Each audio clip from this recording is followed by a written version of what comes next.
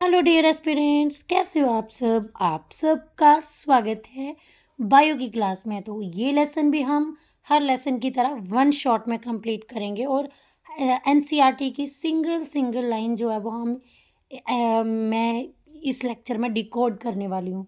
तो हमारा चैप्टर है breathing and exchange of gases. ठीक है, तो ये ब्रीदिंग क्या होती है?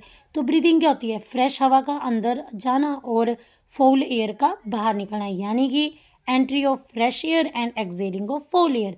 रेस्पिरेशन क्या होता है? रेस्पिरेशन होता है कि जब अब जो हमारे अंदर फूड है, जो हमारे अंदर फूड गया है, तो उसका रेस्पिरेशन जो है, अब जो हमारे अंदर फूड गया है तो जब हम सांस लेंगे ऑक्सीजन अंदर जाएगी, वो ऑक्सीजन हमारे फूड को तोड़ेगी, वो हमारे फूड का ऑक्सीडेशन करेगी और जिससे एनर्जी प्रोड्यूस होगी। तो ये फूड फूड का सिंबल होता है ग्लूकोज। फूड जो है इसको साइंस वाली लैंग्वेज में ग्लूकोज बोलते हैं। अब ये ग्लूकोज का ऑक्सीडेशन कौन करेगा? ऑक्सीजन। जब हम इनहेल करेंगे तो ऑक्सीजन अंदर जाएगी और इस ग्लूकोज का ऑक्सीडेशन करेगी और हमें एनर्जी जो है वो एटीपी की फॉर्म में प्रोड्यूस होगी और कार्बन डाइऑक्साइड गैस रिलीज होगी और वाटर भी। अच्छा, अब आ गया type of respiration. Respiration two type की होती है, एरोबिक रेस्पिरेशन और एनारोबिक रेस्पिरेशन। अब ये हम डिफरेंस करेंगे और इस डिफरेंस से भी क्वेश्चन आते हैं। तो एरोबिक रेस्पिरेशन में ये ऑक्सीजन की प्रेजेंस में होती है और ये क्या करती है? ब्रेक डाउन करती है हमारे फूड को और एनर्जी प्रोड्यूस होती है। एरोबिक रेस्पिरेशन जो है वो बेटा वो माइटोकॉन्ड्रिया के अंदर होती है। ये बहुत ही इंपॉर्टेंट क्वेश्चन है कि एरोबिक रेस्पिरेशन कहाँ होती है? माइटोकॉन्ड्रिया के अंदर। एनारोबिक रेस्पिरेशन जो है वो ऑक्सीजन के एब्सेंस में होती है और एनारोबिक रेस्पिरेशन जो है वो साइटोप्लाज्म में होती है। ये यहाँ से क्वेश्चन बन सकता है। एनारोबिक रेस्पिरेशन जो है वो कहाँ होती है? साइटोप्लाज्म में होती है। एरोबिक रेस्पिरेशन माइटोकॉन्ड्रिया में होती है। अब बेटा देखो, जब हमारी स्केलेटल मसल, हम हैवी एक्सरसाइज करेंगे ना, तो क्या होगा? हमारी जो मसल्स हैं ना वो ऑक्सीजन के अब्सेंस में रेस्पायर करेंगी, यानी कि वो एनारोबिकली रेस्पायर करेंगी और हमारी मसल में लैक्टिक एसिड का प्रोडक्शन हो जाएगा। ठीक है ना? और आपको पता है कि जो हमारे आरबीसी है ना, इनमें भी एनारोबिक रेस्पिरेशन होती है। आरबीसी जो है इनमें in the absence of oxygen जो है ये क्या प्रोडक्ट बनाती है? अल्कोहल प्रोडक्ट बनाती है। ठीक है, आपको पता है कि आरबीसी में क्या होता है? हीमोग्लोबिन होता है और ये एनारोबिकली रेस्पायर करती है। ठीक है, बेटा आपको पता है कि आरबीसी में माइटोकॉन्ड्रिया एब्सेंट होता है, न्यूक्लियस भी एब्सेंट होता है। ठीक है ना? अब जैसे आप ये जो एंडोपैरासाइट है, टेपवर्म और अस्कैरिस के एंडो पैरासाइट है, ये अल्कोहल को प्रोड्यूस करते हैं। ठीक है ना? और ईस्ट जो है ये भी अल्कोहल को प्रोड्यूस करता है। अब आ गया टाइप ऑफ रेस्पिरेशन। तो रेस्पिरेशन जो है वो डायरेक्ट होती है। तो डायरेक्ट रेस्पिरेशन क्या होती है? इसमें ऑक्सीजन का इंटेक होता है और कार्बन डाइऑक्साइड का एक्सेल होता है। ठीक है, तो यहाँ पे क्या होता है? डायरेक्ट रेस्पिरेशन में जो है वो एयर का कॉन्टैक्ट जो है वो बॉडी सेल के साथ होता है। ये देखो, ये बॉडी है, ये बॉडी सेल के साथ जो है वो एयर का डायरेक्ट कॉन्टैक्ट होता है। ठीक है, इनडायरेक्ट रेस्पिरेशन क्या होती है? इसमें बेटा कोई भी कॉम्प्लेक्स ऑर्गन प्रेजेंट नहीं होता है। ठीक है, इनडायरेक्ट में जो है एयर का कांटेक्ट बॉडी सेल के साथ नहीं होता है। इनडायरेक्ट में हवा जो है बॉडी के साथ ना इस तरह से डायरेक्ट कांटेक्ट नहीं करती है। यहाँ पे रेस्पिरेटरी ऑर्गन प्रेजेंट होते हैं इनडायरेक्ट में, एग्जांपल कॉर्डेट्स। ठीक है, ओके। अब आगे है जो आपके डायरेक्ट रेस्पिरेशन होती है, उसमें जो एयर है वो बॉडी के साथ डायरेक्ट कांटेक्ट करती है। यहाँ पे रेस्पिरेटरी ऑर्गन अब्सेंट होते हैं और डायरेक्ट रेस्पिरेशन जो है वो लोअर ऑर्गेनिज्म में होती है, लोअर मल्टीपल ऑर्गेनिज्म या फिर यूनिसेलुलर ऑर्गेनिज्म में होती है। ठीक है, ये तो आपको पता ही होगा। अब आ गया रेस्पिरेटरी ऑर्गन। ठीक है, तो the type of respiratory organ in different organism is according to its habitat and its level of organisation. ठीक है, तो बेटा जहाँ पे ऑर्गेनिज्म रहते हैं ना उस अकॉर्डिंगली जो है उनके रेस्पिरेटरी ऑर्गन जो है, अब हैबिटेट के बेसिस पे और ऑर्गेनिज्म के रेस्पिरेटरी ऑर्गन होते हैं। ठीक है ना? तो जहाँ पे ऑर्गेनिज्म रहते हैं ना, तो ऑर्गेनिज्म डिफरेंट डिफरेंट एनवायरनमेंट में रहते हैं, तो उनके रेस्पिरेटरी ऑर्गन भी उस एनवायरनमेंट के प्रति जो है वो अडेप्टेड होते हैं। ठीक है, और उनकी जो बॉडी की कॉम्प्लेक्सिटी की बेसिस पे उनके रेस्पिरेटरी ऑर्गन जो है वो हर ऑर्गेनिज्म के डिफरेंट डिफरेंट होते हैं। अब ये सिंपल डिफ्यूज़न ओवर दियर एंटायर बॉडी सरफेस। ठीक है, तो अब हम पढ़ेंगे कि ये जो फ्लैट बॉम्ब्स हैं, प्लेटीहेलमिन्थस हैं, प्लेटीहेलमिन्थस को फ्लैट बॉम्ब बोलते हैं और एग्जांपल है प्लेनेरिया। तो प्लेटीहेलमिन्थस यानी कि फ्लैट बॉम्ब्स जो हैं, इसमें इनकी बॉडी ऑर्गेनाइजेशन कैसे होती है? तो इनकी बॉडी ऑर्गेनाइजेशन टिश्यू लेवल की होती है। जो स्पंजेस होते हैं, पोरिफर्स होते हैं, इनमें सेलुलर एग्रीगेट होता है। बॉडी ऑर्गेनाइजेशन कैसे होती है?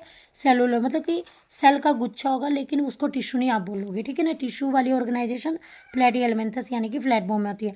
और जो आपके सिलेंट्रेट होता है ना, सिलेंट्रेट, उसमें ऑर्गन होते हैं, ठीक है ना, ऑर्गन के द्वारा ऑर्गन होते हैं।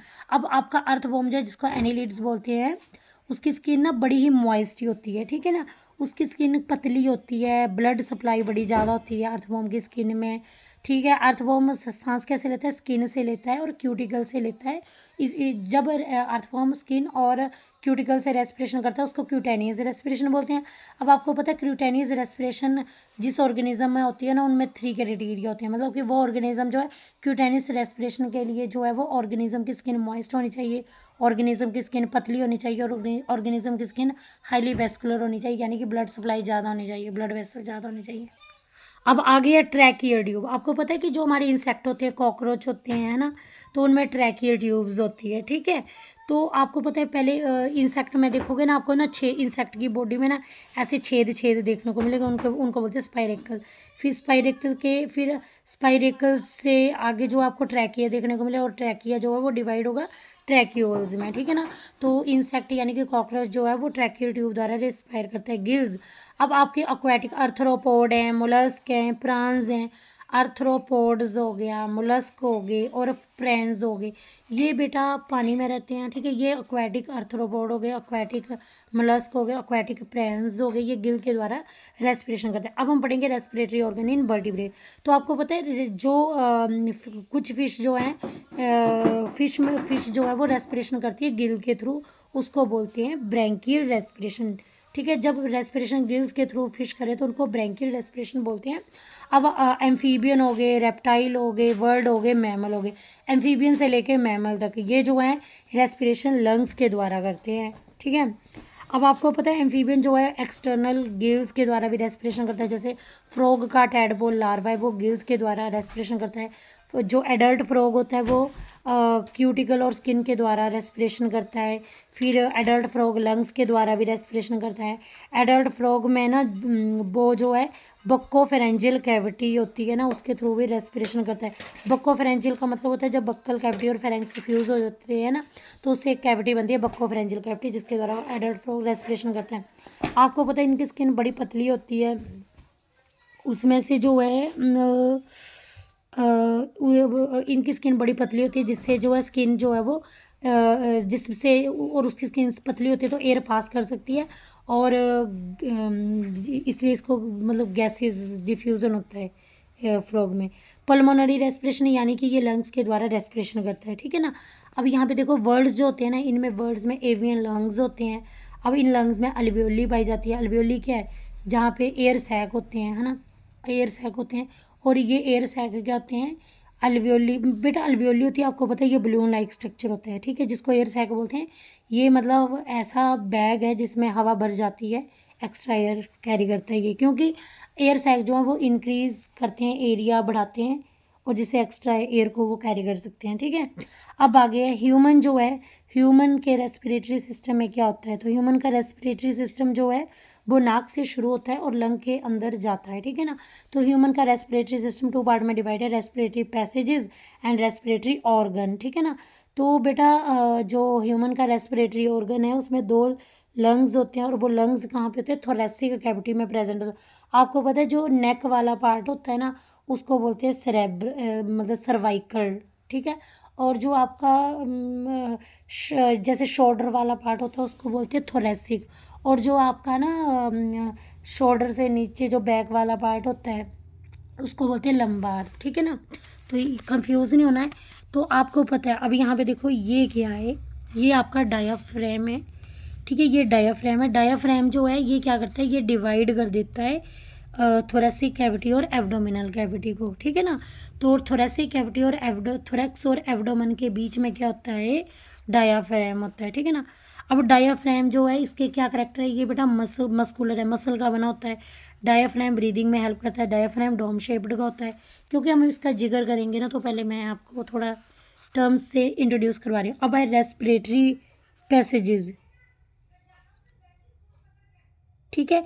तो रेस्पिरेटरी पैसेजेस, ठीक है। तो रेस्पिरेटरी पैसेजेस इसमें क्या आता है, ऑल्फैक्टरी रीजन आता है पहले। यहाँ पे देखो ये डायग्राम से देखो आप, सबसे पहले ये एक्सटर्नल नोस्ट्रिल है, नियर्स है, यहाँ से हवा एंटर होती है। अब यहाँ पे देखो ये इतना इतना एरिया जो है, ये बेटा मैंने नोज़ बनाई है, और ये देखो ये एक्सटर्नल नोस्ट्रिल है जिसको नियर्स भी बोलते हैं। ये इतना इतना एरिया वेस्टिब्युलर रीजन है। इस वेस्टिब्युलर रीजन में आपको सीलिया देखने को मिलेंगे। सीलिया जो है वो डस्ट पार्टिकल को ट्रैप करते हैं, जैसे हवा अंदर आती है तो डस्ट पार्टिकल को ट्रैप करते हैं सीलिया। यहाँ पे आपको म्यूकस ग्लैंड भी मिलती है। म्यूकस क्या करती है, म्यूकस जो है वो ल्यूब्रिकेशन प्रोवाइड करती है। यहाँ पे जैसे हवा अंदर आएगी ना, तो ये ड्राई एयर को ल्यूब्रिकेट करती है, ठीक है। अभी ये वाला पार्ट है रेस्पिरेटरी रीजन, ये वाला पार्ट है रेस्पिरेटरी रीजन। यहाँ पे आपको जो है वो 3 बोन दिखेंगी। ये बेटा इसे ये रेस्पिरेटरी रीजन है। ये नसल कॉन्के देखने को मिलेंगे, यहाँ पे आपको रेस्पिरेटरी रीजन में नसल कॉन्के देखने को मिलेंगे।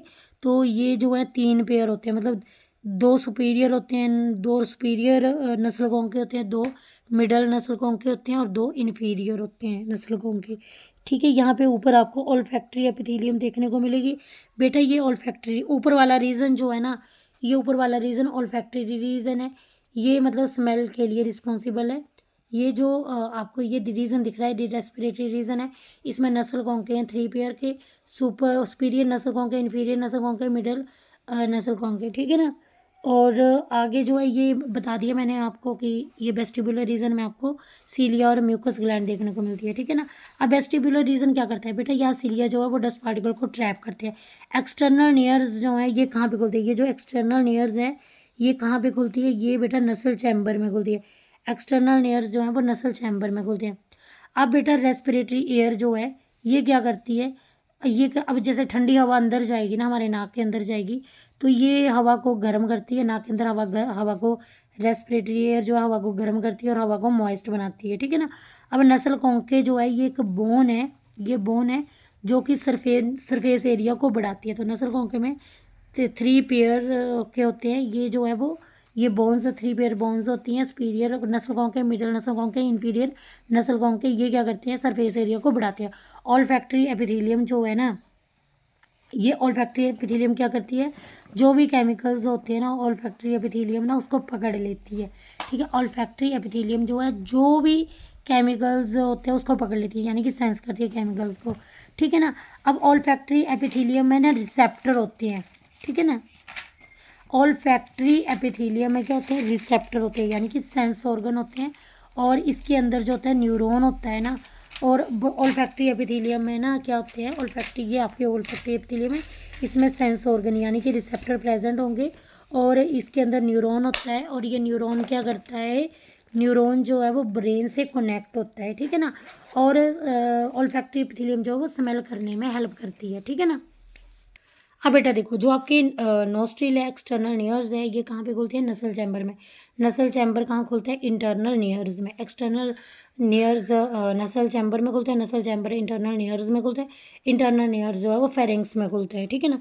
तो यहाँ पे आप देख सकते हो ये आपका एक्सटर्नल नियर्स कहाँ पे खुलेंगे, नसल चैम्बर में खुलेंगे। नसल चैम्बर कहाँ पे खुलेगा, इंटरनल नियर्स में खुलेगा। इंटरनल नियर्स कहाँ पे खुलेगा, फेरिंग्स में खुलेगा। फेरिंग्स 3 पार्ट के हैं, देखो नोज़ के सराउंडिंग जो फेरिंग्स है उसको नेजोफेरिंग्स, माउथ के सराउंडिंग जो फेरिंग्स है उसको ओरोफेरिंग्स, और हमारे लेरिंग्स के सराउंडिंग जो फेरिंग्स है लेरिंगोफेरिंग्स, ठीक है। और उसके बाद ये फूड पाइप है, और ये बेटा आपकी जो है वो विंड पाइप है जिसको ट्रैकिया बोलते हैं। और ये जो आपका ट्रैकिया है ना, इसके ऊपर वॉइस बॉक्स बना है जिसको लैरिंग्स बोलते हैं। और ये ग्लोटिस है इसको, और ये जो ढक्कन है इसको एपिग्लोटिस बोलते हैं, ठीक है ना। समझ आ गया, ये देख सकते हो आप, ये ट्रैकिया है, ट्रैकिया के ऊपर ऐसे यहाँ पे ये ग्लोटिस है और ये एपिग्लोटिस है, ठीक है। क्लियर हो गया ये डायग्राम से। अब एपिग्लोटिस का क्या काम होता है बेटा, एपिग्लोटिस ना इस ग्लोटिस को कवर करता है। क्यों, ताकि जो है जैसे मान लो कि आप खाना खा रहे हो और आप बात कर रहे हो, तो बात कर रहे हो तो क्या होगा कि फूड पार्टिकल जो है आपकी विंड पाइप में अगर घुस गया ना तो आपकी डेथ भी हो सकती है। इसलिए खाना खाते समय बात नहीं करनी चाहिए। तो ये क्या करता है, जैसे फूड पार्टिकल यहाँ पे आएगा तो ये एपिग्लोटिस बंद हो जाएगी, इसलिए फूड पार्टिकल जो है वो विंड पाइप में ना जाके जो है वो एयर पाइप में जाएगा, ठीक है, सॉरी फूड पाइप में जाएगा। और आपको पता है जो फेरिंग्स होता है वो कॉमन पाथ है एयर और फूड का, ठीक है ना। अब आगे लैरिंग्स क्या होता है, तो लैरिंग्स जो है बेटा वो डिफरेंट टाइप के कार्टिलेज से बना है, ठीक है ना। और एक कार्टिलेज जिसमें मसल्स होती हैं, वोकल कॉर्ड्स होती हैं, ठीक है। तो लैरिंग्स आपका डिफरेंट टाइप ऑफ कार्टिलेज से बना है, और इसमें क्या होती है, कार्टिलेज में मसल्स होती है, वोकल कॉर्ड्स होती हैं, ठीक है ना। और ये साउंड प्रोडक्शन के लिए रिस्पॉन्सिबल है लैरिंग्स, ठीक है ना। ठीक है, तो लेरिंग्स में मसल्स होती है, वोकल कॉर्ड्स होते हैं, ये देख सकते हो आप बेटा। ये है, ये देखो, ये है आपका, ये देखो ये ट्रैकिया है, और ये ट्रैकिया जो है 12 सेंटीमीटर का ट्रैकिया है, विंड पाइप 12 सेंटीमीटर की है। ये ट्रैकिया जो है ये सी शेप का होता है, और ये जो है ये रिंग जो है कार्टिलेज की बनी है, और ये जो है डोर्सली इनकम्प्लीट होती है, ठीक है। और ये डोर्सली, ये रिंग कार्टिलेज की क्यों बनी थी, क्योंकि कार्टिलेजिनस रिंग जो है वो ट्रैकिया को कोलैप्सिंग यानी कि फटने से बचाती है। ये रिंग जो है वो ये रिंग जो है ट्रैकिया से ये देखो, ये रिंग है, ये ट्रैकिया अब यहाँ पे शुरू हो जाता है, ब्रोंचिटिस शुरू हो जाती है, ये ब्रोंकस एरिया शुरू हो जाता है, ठीक है ना। यहाँ से लेके यहाँ तक जो है वो ट्रैकिया है, ठीक है ना। तो ट्रैकिया की रिंग कार्टिलेजिनस की बनी होती है। कार्टिलेजिनस रिंग जो होती है ये बेटा इनकम्प्लीट होती है, मतलब ये ऐसे लगी होती है रिंग, ऐसे, मतलब ये इनकम्प्लीट होती है, ये पूरी ऐसे सर्कल में नहीं होती है, ठीक है ना। तो ये रिंग जो है वो ट्रैकिया को कोलैप्सिंग से बचाती है। ये देखो नसल चैम्बर कहाँ पे खुले, आपको बताया था एक्सटर्नल नियरीज कहाँ खुलती है, नसल चैम्बर में। नसल चैम्बर कहाँ खुलता है, इंटरनल नियरीज में। इंटरनल नियरीज फेरिंग्स में, फेरिंग्स लैरिंग्स में, लैरिंग्स ट्रैकिया में। तो सबसे पहले आएगा एक्सटर्नल नियरीज, फिर आएगा नसल चैम्बर, फिर आएगा नसल चैम्बर के बाद इंटरनल नियरीज, इंटरनल नियरीज, उसके बाद आएगा फेरिंग्स, फेरिंग्स के बाद लैरिंग्स, लैरिंग्स के बाद ट्रैकिया, ठीक है ना।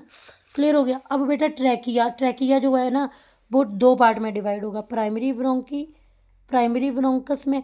तो प्राइमरी ब्रोंकस आपका ना बेटा जो फिफ्थ थोरेसिक वर्टिब्रा, अपने शोल्डर में देखना, जो नेक वाला एरिया मैंने बताया आपको, वो क्या है, वो सर्वेक्स वर्टिब्रे है।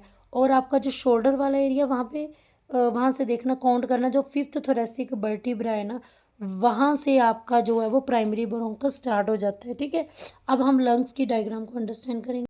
तो बेटा ये देखो, ये आपका लंग है, आपको पता है लंग पेयर में तो दो लंग्स, दो लंग होते हैं हमारी चेस्ट वाले हमारी जो चेस्ट वाला रीजन है, थोरेसिक कैविटी है जो हमारी, ठीक है। तो उसमें ये दो लंग, ये देखो ये और ये राइट वाला लंग है और ये लेफ्ट वाला लंग है, ठीक है ना। बेटा देखो राइट वाला लंग आपको पतला दिख रहा है और लंबा दिख रहा है, क्यों, ये क्योंकि ना ये देखो ये एक नोच बना रहा है यहाँ को, यहाँ पे ऐसे ना डिप्रेशन सा बना रहा है ये राइट वाला लंग, और यहाँ इस डिप्रेशन में हार्ट प्रेजेंट होता है। ये जो डिप्रेशन सा नोच सी बनी ना, इसको कार्डियक नोच बोलते हैं। कार्डियक का मतलब हार्ट। तो ये कार्डियक नोच क्यों बनी, क्योंकि यहाँ पे दिल होता है, इस हार्ट के कारण ही जो है वो ये वाला लंग पतला और लंबा होता है। ये वाला जो लंग है, लेफ्ट वाला लंग है, ये छोटा और मोटा होता है। क्यों होता है, क्योंकि लीवर की, यहाँ पे लीवर प्रेजेंट होता है, राइट वाले साइड, राइट लंग वाले साइड लीवर प्रेजेंट होता है।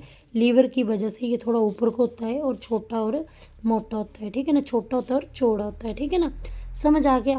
और आपको पता है ये जो है, जो लेफ्ट लंग है उसका वेट है 565 ग्राम, और राइट लंग का वेट जो है वो कितना है, 625 ग्राम, ठीक है। अब यहाँ पे देखो ये जो है, ये ऊपर वाला लोब सुपीरियर लोब है, ये इन्फीरियर लोब है, ठीक है। और ये डबल मेम्ब्रेन है, बाहर वाली लेयर जो है वो बाहर वाली लेयर जो है वो कौन सी लेयर है, आउटर बिस्रल लेयर है, ये आउटर पेराइटल लेयर है, ठीक है। ये बाहर वाली लेयर पेरिटल लेयर है और अंदर वाली बिस्रल लेयर है, ठीक है ना। और यहाँ पे देखो ये जो है, ये जो सेप्टम सा है, हॉरिजेंटल फिशर बोलते हैं इसको, ठीक है ना। और ये वाला कौन सा है, ये ओब्लिक फिशर, ये जो राइट लंग में बना है ओब्लिक फिशर और हॉरिजेंटल फिशर होता है, ठीक है ना, राइट लंग में। और यहाँ पे जो है, ठीक है। और बेटा देखो यहाँ पे जो चेस्ट में फ्रंट वाली बोन जो है वो उसको स्टेरनम बोलते हैं। क्लियर हो गया। अभी ये देखो, ये मैंने लंग लिया है, एक लंग्स लिया है, ये देखो बाहर वाली पेरिटल लेयर है, ठीक है ना।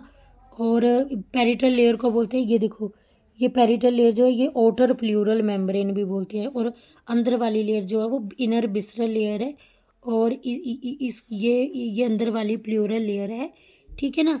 और ये जो है ये अंदर वाली जो लेयर है वो लंग्स के कांटेक्ट में है, और ये जो बाहर वाली पेरिटल लेयर और अंदर वाली विसरल लेयर है, ठीक है, इसको प्लूरल, ये बेटा लंग की जो लेयर होती है उसको प्लूरल ही बोलते हैं, चाहे वो बाहर वाली हो अंदर वाली हो। अब ये पेरिटल और विसरल के बीच में जो स्पेस है उसको बोलते हैं प्लूरल कैविटी, ठीक है ना। उसको क्या बोलते हैं, प्लूरल कैविटी, ठीक है। ये प्लूरा है, फ्लूइड जो है प्लूरल फ्लूइड है। प्लूरल, ये इस फ्लूइड का काम क्या है, ये बेटा शॉक, इसमें फ्रिक्शन कम होता है और ये शॉक को एब्जॉर्ब करता है। तो आपको पता है जो अंदर वाली प्लूरल लेयर है वो लंग्स से कॉन्टैक्ट करती है। अब आपको पता है रिब केस जो होता है ना, रिब केज, अब आपको पता है लंग्स कहाँ पे प्रेजेंट होता है, तो लंग्स हमारा जो है वो रिब केज के अंदर प्रेजेंट होता है, इसलिए हम बोलते हैं कि रिब केज में lung, rib cage contain lung. अब आपको पता है रिब केज जो है वे 3 पार्ट में डिवाइड है, dorsal rib cage, ventral rib cage और लेटरल रिब केज, ठीक है ना। डोर्सल रिब केज कहाँ पे होता है, थोरेसिक वर्टिब्रे में होता है, जो आपका थोरेसिक वाला एरिया होता है वहाँ पे डोर्सल रिब केज होता है। वेंट्रल रिब केज कहाँ पे होता है, स्टेरनम में। और लेटरल जो होता है रिब केज वहाँ पे रिब प्रेजेंट होती है, सॉरी बेटा याद रखना, डोर्सल रिब केज में क्या होता है, thoracic vertebrae. Ventral rib cage में ब्रेस्ट की बोन होती है, स्टेरनम। और लेटरल रिब केज में रिब्स प्रेजेंट होती है, याद रखना। डोर्सल रिब केज में thoracic vertebrae, ventral rib cage में क्या प्रेजेंट होता है, स्टेरनम। और लेटरल रिब केज में रिब्स प्रेजेंट होती है। रिब केज बनता कैसे है, रिब केज जो है वो ब्रेस्ट की बोन, स्टर्नम और थोरेसिक वर्टिब्रे के यूनियन से ही बनता है, ठीक है ना। अब आ गया रेस्पिरेटरी ट्री। अब ये जो रेस्पिरेटरी ट्री है इसको क्या बोलते हैं, ट्रैकियो ब्रोंकियल ट्री, क्योंकि ये देखो ये ट्रैकिया है ना, ट्रैकिया अब डिवाइड हुआ प्राइमरी ब्रोंकस में, प्राइमरी ब्रोंकस सेकेंडरी ब्रोंकस में। ये थोड़ा आपको एक चार्ट बनाती हूँ बेटा, ये हमारा नाक है, फिर नाक के आगे ये फेरिंग्स है, फेरिंग्स लैरिंग्स, फिर लैरिंग्स के बाद ट्रैकिया बनेगा। ये रेस्पिरेटरी सिस्टम ऐसे बने, पहले नोज बनेगा, फिर फेरिंग्स, फिर लैरिंग्स, फिर ट्रैकिया, फिर प्राइमरी ब्रोंकस, फिर सेकेंडरी, फिर टर्शरी ब्रोंकस, फिर इनिशियल ब्रोंक्यूल्स बनेगा, फिर टर्मिनल ब्रोंक्यूल्स बनेगा। तो नोज से लेके टर्मिनल ब्रोंक्यूल वाला पार्ट है ये कंडक्टिंग पार्ट है, यहाँ पे एयर मूव करेगी, ठीक है ना। अब ये है रेस्पिरेटरी ब्रोंक्यूल, फिर अल्वियोलर डक्ट, फिर अल्वियोलर सैक, फिर अल्वियोली, ठीक है ना। तो आपको पता नहीं, ये देखो ये अल्वियोलर डक्ट है, ये अल्वियोलर साक है, सैक है, फिर अल्वियोली बन जाती है, ठीक है ना। तो आपको पता है जो अल्वियोलर सैक क्या है, जैसे मान लो अंगूर का गुच्छा जो है, नहीं जो अंगूर का गुच्छा है वो अल्वियोली है, और जो उस गुच्छे की स्टाक जो है वो डक्ट है, और जो अल्वियोली है वो क्या है, ठीक है। अल्वियोली जो है ये पूरा स्ट्रक्चर भी, ठीक है। अब आ गया है रेस्पिरेटरी, बेटा ये देखो रेस्पिरेटरी ब्रोंकियोल से लेके अल्वियोली तक ये वाला एरिया है रेस्पिरेटरी पार्ट, ये रेस्पिरेटरी जोन है, यहाँ पे आपको एक्सचेंज ऑफ गैसेस दिखेगा, रेस्पिरेटरी जोन में आपको एक्सचेंज ऑफ गैसेस दिखेगा। अब मैंने आपको बताया अल्वियोली क्या है, ये ग्रेप लाइक स्ट्रक्चर है। अल्वियोली क्या है, ये ऐसे ना, ये देखो ये ऐसे ग्रेप लाइक स्ट्रक्चर है, अल्वियोली अंगूर की तरह स्ट्रक्चर है, 300 मिलियन अल्वियोली होती है, ठीक है। और अल्वियोली जो है मेन साइट है गैस एक्सचेंज की, ठीक है। यहाँ पे देखो ये मैं आपको बता रही हूँ, ये अल्वियोली का स्ट्रक्चर है बेटा। इसकी जो मेम्ब्रेन है वो किससे बनी है, सिंपल स्क्वेमस एपिथेलियम से बनी है, ठीक है, सिंपल स्क्वेमस एपिथेलियम से। फिर आपको ना यहाँ पे ये जो सिंपल स्क्वेमस एपिथेलियम है, आपको ना टाइप 2 अल्वियोलर सेल देखने को मिलेंगे, ये अल्वियोलर सेल है, ये डॉट जो है ना ये अल्वियोलर सेल है। अल्वियोलर सेल जो है वो एक सरफेक्टेंट रिलीज करते हैं जिसका नाम है लेसिथिन। लेसिथिन ना सरफेस टेंशन को कम करता है और अल्वियोली को कोलैप्स होने से बचाता है। मैंने क्या बोला, ये देखो ये अल्वियोली की मेम्ब्रेन सिंपल स्क्वेमस एपिथेलियम से बनी है, यहाँ पे आपको अल्वियोलर सेल टाइप 2 के अल्वियोलर सेल देखने को मिलते हैं। अल्वियोलर सेल लेसिथिन रिलीज करते हैं, लेसिथिन एक सरफेक्टेंट है, और लेसिथिन क्या करता है, ये सरफेस टेंशन को कम करता है। लेसिथिन क्या करता है, सरफेस टेंशन को कम करता है और कोलैप्सिंग को, अल्वियोली की कोलैप्सिंग को बचाता है, ठीक है ना, समझ आ गया। अब ये देखो ये अल्वियोली है, ये ब्लड वेसल है, ठीक है। अब इसे ब्लड वेसल, ये ब्लड वेसल टिश्यू से कार्बन डाइऑक्साइड लेके आई और अल्वेओली में कार्बन डाइऑक्साइड भेजी, और अल्वेओली से मैं जो ऑक्सीजनेटेड ऑक्सीजन थी वो ब्लड के थ्रू जो है वो टिश्यू को पहुंची। तो इस तरह से ऑक्सीजन जो है वो मतलब हर टिश्यू तक पहुंचता है, ठीक है। अल्वेओली में हाईली वेस्कुलर होती है अल्वेओली, यानी कि इसमें ब्लड सप्लाई बहुत ज़्यादा होती है। रेस्पिरेशन जो होता है इसमें बहुत सारे स्टेप्स होते हैं। अब देखो क्या होता है कि ब्रीदिंग और pulmonary ventilation by which atmosphere air drawn in and carbon dioxide rich alveolar air release out. तो बेटा देखो ब्रीदिंग जब हम करते हैं या पल्मोनरी ब्रीदिंग को पल्मोनरी वेंटिलेशन भी बोलते हैं। इसमें क्या होता है कि हवा जो है वो अंदर को खींची जाती है हमारे ऑर्गन्स के द्वारा, और कार्बन डाइऑक्साइड जो रिच अल्वियोलर एयर है वो बाहर रिलीज आउट की जाती है। अब इसमें जो है जब ऑक्सीजन का डिफ्यूज़न और कार्बन डाइऑक्साइड का डिफ्यूज़न जो है वो अल्वेओलर मेम्ब्रेन से होता है। अब गैसेस का ट्रांसपोर्ट ब्लड के द्वारा होता है। ऑक्सीजन और कार्बन डाइऑक्साइड का डिफ्यूज़न जो है वो ब्लड और टिश्यू के बीच में होता है, डिफ्यूज़न जो होता है, ठीक है ना। और जो ब्लड और टिश्यू के बीच में होता है डिफ्यूज़न अगर होता है। अब ऑक्सीजन की ज़रूरत, ऑक्सीजन का यूज़ सेल द्वारा होता है कैटाबॉलिक रिएक्शन के लिए, और जिससे जो है और कार्बन डाइऑक्साइड रिलीज होती है। हमें पता ना ऑक्सीजन जो है हमारे सेलुलर रेस्पिरेशन होती है, ऑक्सीजन फूड को तोड़ता है जिससे कार्बन डाइऑक्साइड रिलीज होती है ना। अब आगे ब्रीदिंग में 2 स्टेजेस होती है, इंस्पिरेशन और एक्सपिरेशन। इंस्पिरेशन फ्रेश एयर का अंदर जाना, और एक्सपिरेशन फाउल एयर यानी कि कार्बन डाइऑक्साइड का बाहर जाना लंग से, ठीक है। अब यहाँ पे बोल रहा है कि ये रेस्पिरेशन, ये देखो अब बोलते हैं हवा जो है अंदर जाती है और लंग से जो ऑक्सीजन अंदर जाती है और लंग से कार्बन डाइऑक्साइड बाहर निकलती है। इससे एक प्रेशर का डिफरेंस क्रिएट होता है। कहाँ पे प्रेशर डिफरेंस क्रिएट होता है? लंग्स के बीच में और एटमॉस्फेयर के बीच में प्रेशर ग्रेडियंट डेवलप होता है। कैसे? अब ये मैं आपको बताती हूँ। तो आपको पता है ना कि हवा का मूवमेंट का रीज़न क्या है? एयर मूव करती है, एयर मूव करती है from area of high pressure to low pressure. आपको पता है प्रेशर जो है वो वॉल्यूम के इन्वर्सली प्रोपोर्शनल होता है, ठीक है ना। अब देखो अब मैं आपको समझाती हूँ। जब हम ना इंस्पिरेशन करेंगे, जब मैं हवा अंदर लेके जा रही हूँ तो आप देखना, कभी भी आप ऑब्जर्व करके देखना कि जब हवा जो है वो अंदर लेके जाते हैं तो लंग का साइज़ बढ़ जाता है, तो लंग का वॉल्यूम बढ़ जाता है। अब लंग का वॉल्यूम बढ़ेगा, आपको पता है वॉल्यूम इन्वर्सली होता है प्रेशर के। जब वॉल्यूम बढ़ेगा तो प्रेशर कम होगा लंग का, और एटमॉस्फेयर एयर का प्रेशर ज़्यादा होगा। तो एटमॉस्फेयर से ऑक्सीजन जो है, ऑक्सीजन गैस का प्रेशर ज़्यादा है, तो गैस मूव करेगी हाई रीजन से लो रीजन में। तो ये है। और एक्सपीरेशन में क्या होता है? एक्सपीरेशन में उल्टा होता है। जब हम कार्बन डाइऑक्साइड बाहर निकालते हैं तो लंग्स का वॉल्यूम कम हो जाता है, प्रेशर ज़्यादा हो जाता है। तो अब कार्बन डाइऑक्साइड, यहाँ पे कार्बन डाइऑक्साइड गैस का प्रेशर ज़्यादा है, तो कार्बन डाइऑक्साइड मूव कहाँ करेगी? हाई प्रेशर से लो प्रेशर में, क्योंकि एटमॉस्फेयर एयर का प्रेशर कम है, कार्बन डाइऑक्साइड एटमॉस्फेयर में कम होती है। तो जो हवा वो जो है वो मूव करेगी, कार्बन डाइऑक्साइड मूव करेगी high pressure to low pressure, ठीक है ना।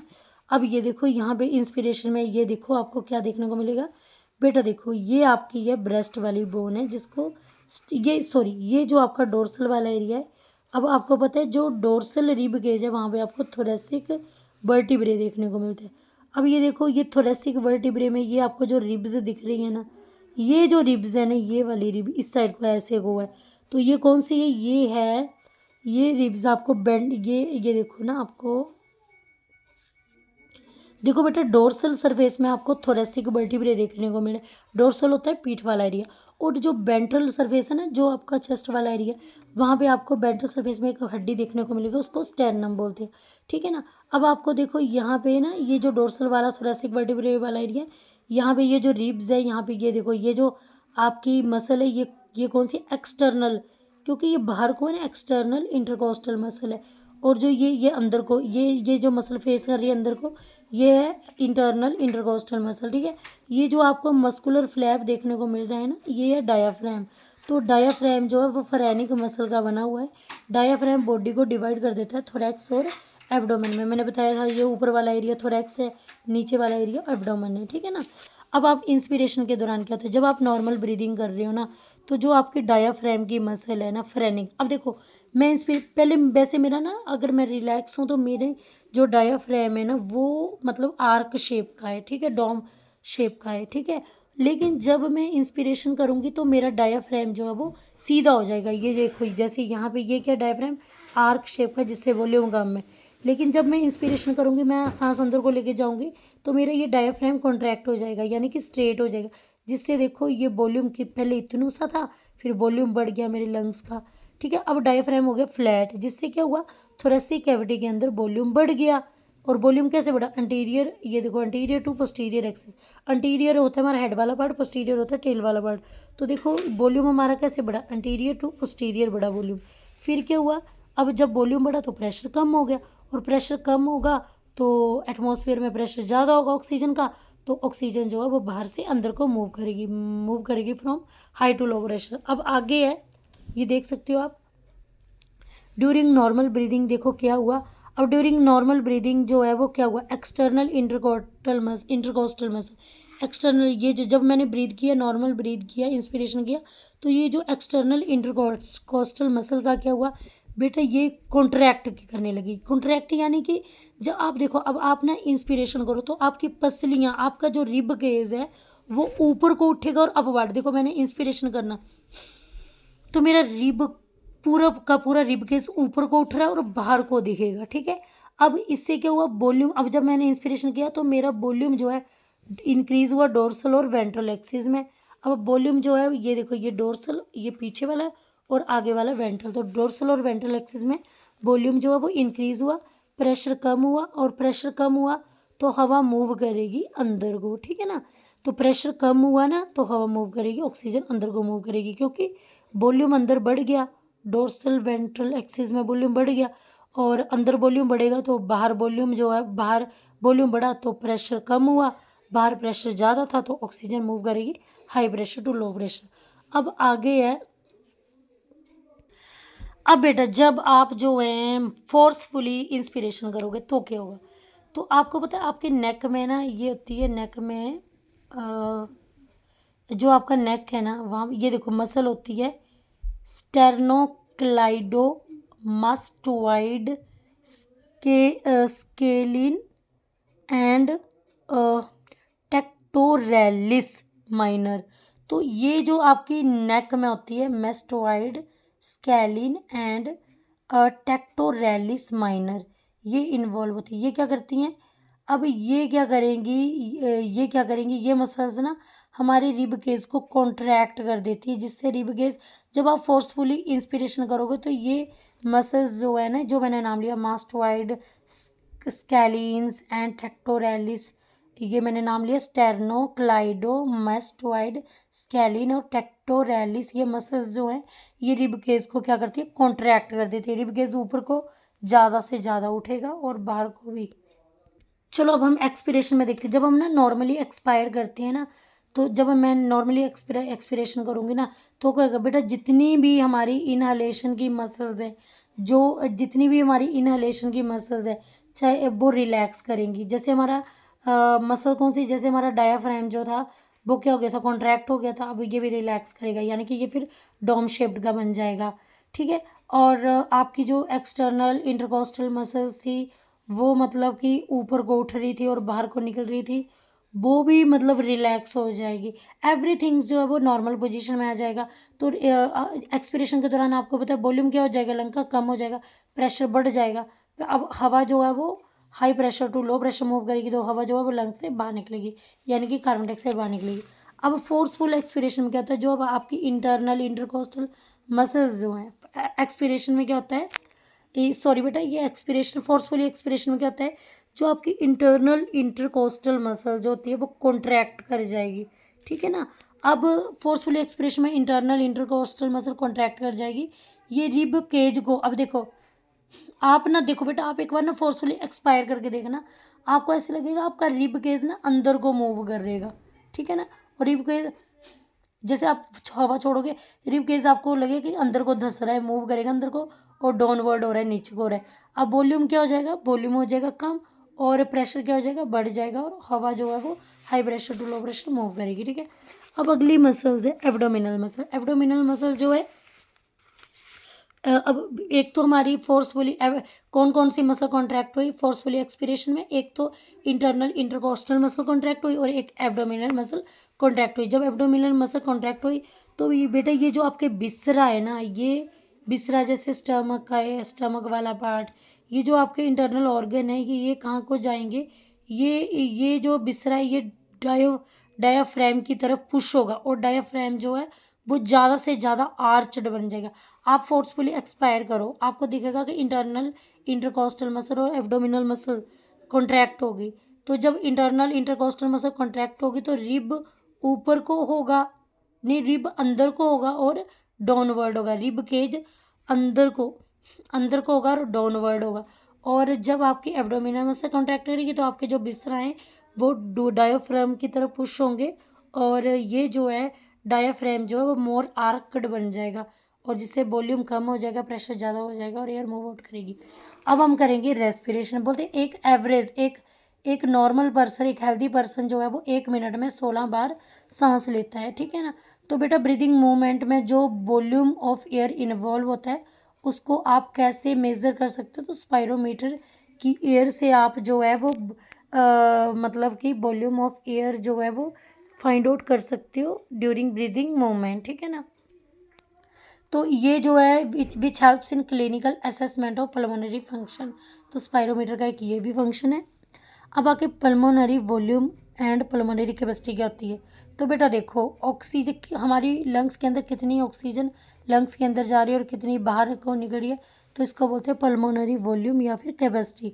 तो पल्मोनरी कैपेसिटी या लंग की कैपेसिटी, लंग का वॉल्यूम क्या है कि टोटल ऑफ पल्मोनरी वॉल्यूम, ठीक है, कि लंग्स में कि कितनी कैपेसिटी, कितनी हवा अंदर जा रही है कितनी।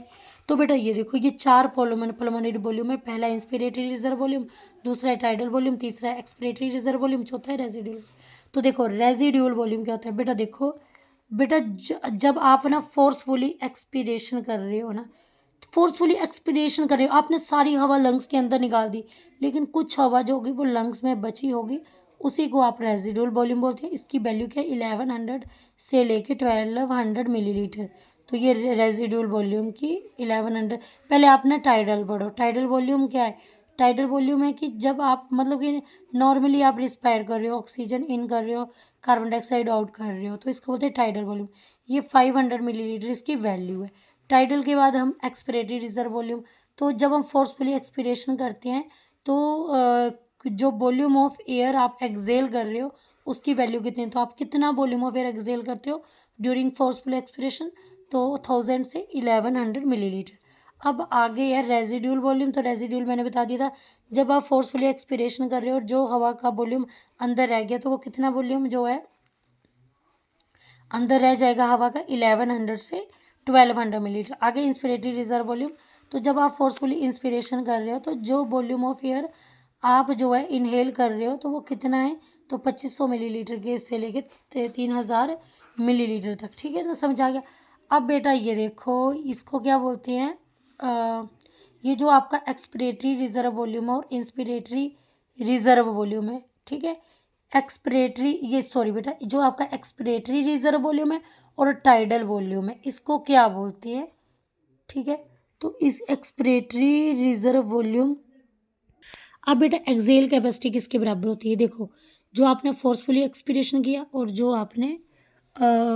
आपने नॉर्मली एयर इन और आउट की, तो इन दोनों के टोटल के बराबर होता है। तो expiration capacity is equal to tidal volume plus expiratory reserve volume. और इंस्पिरेशन कैपेसिटी क्या होती है, इंस्पिरेशन कैपेसिटी होती है tidal volume plus inspiratory reserve volume, ठीक है ना। और ये जो आपका एक्सपीरेशन कैपेसिटी है और इंस्पिरेशन कैपेसिटी है ये दोनों मिलके वाइटल कैपेसिटी बनाती है, समझ आ गया। तो वाइटल कैपेसिटी किसके इक्वल है, inspiratory reserve volume plus tidal volume plus expiratory reserve volume, ठीक है ना। तो ये टोटल वॉल्यूम है एयर का, air inhaled during forceful expiration. तो जब आप फोर्सफुली एक्सपिरेशन करते हो तो टोटल वॉल्यूम ऑफ एयर जो इनहेल्ड होती है हमारे लंग के अंदर होती है उसको विटल कैपेसिटी बोलती है। और ये जो है रेजिड्यूल वॉल्यूम और एक्सपिरेटरी रिजर्व वॉल्यूम, यानी कि आप फोर्सफुल एक्सपिरेशन कर रहे हो जो अब अंदर है तो उसको बोलोगे functional residual capacity. Functional residual capacity किसके बराबर है, residual volume plus expiratory reserve volume. अब यहाँ पे देखो ये है फंक्शनल ये आपका क्या है अब देखो यहाँ पे ये रेजिड्यूल वॉल्यूम और प्लस एक्सपिरेटरी रिजर्व वॉल्यूम। तो बेटा ये क्या है फंक्शनल रेजिड्यूल कैपेसिटी है। तो आपको पता है ये रेजिड्यूल वॉल्यूम और एक्सपिरेटरी रिजर्व वॉल्यूम के टोटल के इक्वल है। तो आप जब टोटल वॉल्यूम ऑफ एयर जब आप फोर्सफुली एक्सपायर कर रहे हो तो जो आपका टोटल वॉल्यूम ऑफ एयर अंदर रह जाती है उसको फंक्शनल रेजिड्यूल कैपेसिटी बोलते हैं। ठीक है, तो अब यहाँ पे देखो ये है आपका total lung capacity, inspiratory volume, tidal volume, expiratory volume और रेजिड्यूल वॉल्यूम, ये टोटल लंग कैपेसिटी है। आप फोर्सफुली जब इंस्पायर करते हो तो आपको ये चारों वॉल्यूम देखने को मिलते हैं। लेकिन जब आप ना एक्सपायर करते हो एक्सहेल करते हो तो जब आप एक्सहेल करोगे तो टाइडल वॉल्यूम तो निकल जाएगा। ठीक है ना, जब आप नॉर्मली एक्सहेल करोगे टाइडल वॉल्यूम निकल जाएगा। तो क्या क्या बच जाएगा, एक्सपिरेटरी रिजर्व वॉल्यूम बच जाएगा। देखो जब आप नॉर्मली इंस्पायर कर रहे हो टाइडल वॉल्यूम निकल गया तो बचा क्या, एक्सपिरेटरी रिजर्व वॉल्यूम और रेजिड्यूल वॉल्यूम बचेगा। ठीक है ना, ओके। और इसी को रेजिड्यूल कैपेसिटी बोलते हैं। टोटल लंग कैपेसिटी जो है,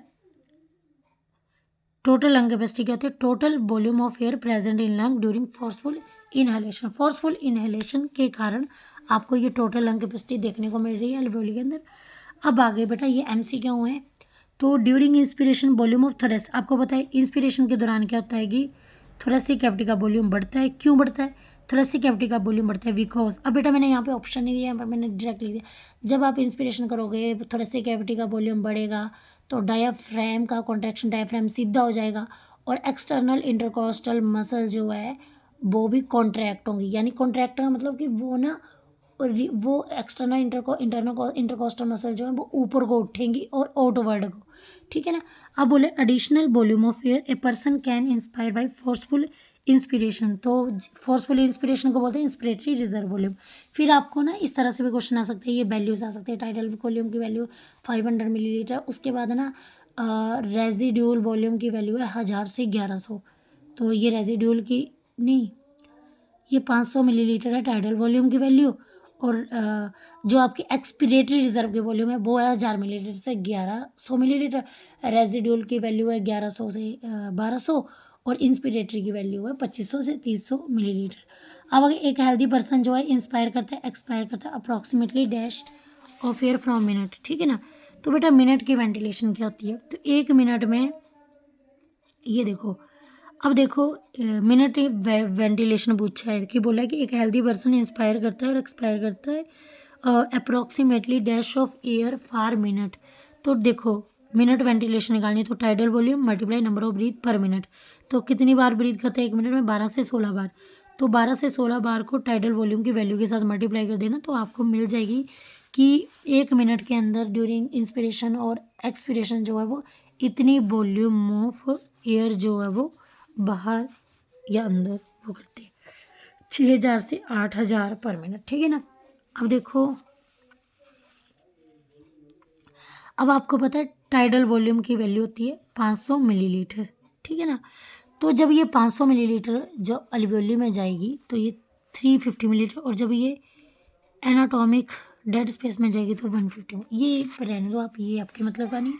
अब हम आगे करेंगे एक्सचेंज ऑफ गैसेस। आपको पता है गैसेस का एक्सचेंज किसके किसके बीच में होगा, ये जो अल्वेओली है और ये जो ब्लड के बीच में होगा। ठीक है ना। और गैसेस का एक्सचेंज अल्वेओली और ब्लड वेसल के बीच में होता है, ब्लड के बीच में होता है गैस एक्सचेंज। ठीक है ना, गैस एक्सचेंज अल्वेओली और ब्लड के, और ब्लड और टिश्यू के, ये ब्लड और ये टिश्यू है ना, ये ब्लड है और ये टिश्यू है। तो टिश्यू और ब्लड के बीच में भी एक्सचेंज ऑफ गैसेज होते हैं। तो गैस एक्सचेंज कैसे होता है अब यही पढ़ेंगे। तो ऑक्सीजन और कार्बन डाइऑक्साइड गैस जो है वो कैसे एक्सचेंज होती है, बाई सिंपल डिफ्यूजन। और सिंपल डिफ्यूजन किसके ऊपर बेस्ड है, प्रेशर ग्रेडियंट और कंसंट्रेशन ग्रेडियंट के। अब हम डिफ्यूजन मेंबर के बारे में जानेंगे। ये देखो बेटा ये है डिफ्यूजन मेम्ब्रेन, ये किसकी बनी है, सिंपल स्क्वेमस। ये देखो ये जो अल्वेओली की मेम्ब्रेन है डिफ्यूजन मेम्ब्रेन है, ये बेटा सिंपल स्क्वेमस एपिथेलियम की बनी है। ये अल्वेओली की सिंपल स्क्वेमस एपिथेलियम की बनी है ये मेम्ब्रेन। और ये जो है बेसमेंट मेम्ब्रेन है अल्वेओली का। और ये देखो ये ब्लड वेसल है, ये ब्लड वेसल की जो वॉल है ये भी किससे बनी है, ये भी सिंपल स्क्वेमस एपिथेलियम से बनी है, इसको एंडोथेलियम बोलते हैं।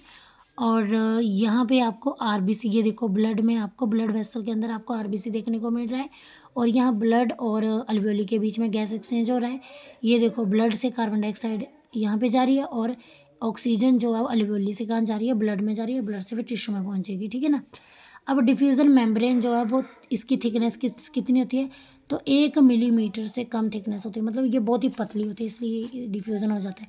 अब एक्सचेंज ऑफ गैसेस के लिए कौन से फैक्टर जो हैं वो अफेक्ट करते हैं, तो आपको पता है पहला है कि जो गैसेस का पार्शियल प्रेशर है ना उसमें डिफरेंस बड़ा ज़्यादा होना चाहिए, ठीक है। अगर जिससे प्रेशर ग्रेडियंट बनेगा और प्रेशर ग्रेडियंट से एक्सचेंज ऑफ गैसेस इजीली होता है। अब डिफ्यूज़न मेम्ब्रेन की थिकनेस जो है, मोर थिकनेस होगी तो कम डिफ्यूज़न होगा, तो डिफ्यूज़न मेम्ब्रेन थिन होनी चाहिए, ठीक है। अब गैस की सॉल्युबिलिटी, अगर जितनी ज़्यादा गैस सॉल्युबल होगी ब्लड के साथ उतना ज़्यादा एक्सचेंज होगा। और आपको पता है कि कार्बन डाइऑक्साइड की जो सॉल्युबिलिटी होती है ना, कार्बन डाइऑक्साइड की सॉल्युबिलिटी जो होती है ना वो 20 से 25 गुना ज़्यादा होती है ऑक्सीजन से। अब यहाँ मैं थोड़ा सर्कुलेशन के बारे में बताऊंगी जिससे आप समझोगे कि कैसे कैसे गैसेस एक्सचेंज होता है। ये देखो, ये हमारा दिल है, ये इसके 4 चैम्बर है, ये वाला साइड लेफ्ट है, ये साइड राइट वाला साइड है, ये लेफ्ट ओरिकल है, लेफ्ट वेंट्रिकल है, राइट ओरिकल है, राइट वेंट्रिकल है, ठीक है ना। अब ये हमारे टिश्यूज़ हैं। अब देखो टिश्यू से कार्बन डाइऑक्साइड जो है वो ये जो है सिस्टमैटिक बीन है। अब ये कार्बन डाइऑक्साइड जो है ये कहाँ पे गई, ये कार्बन डाइऑक्साइड ये टिश्यू से कार्बन डाइऑक्साइड जो है ब्लड में घुली।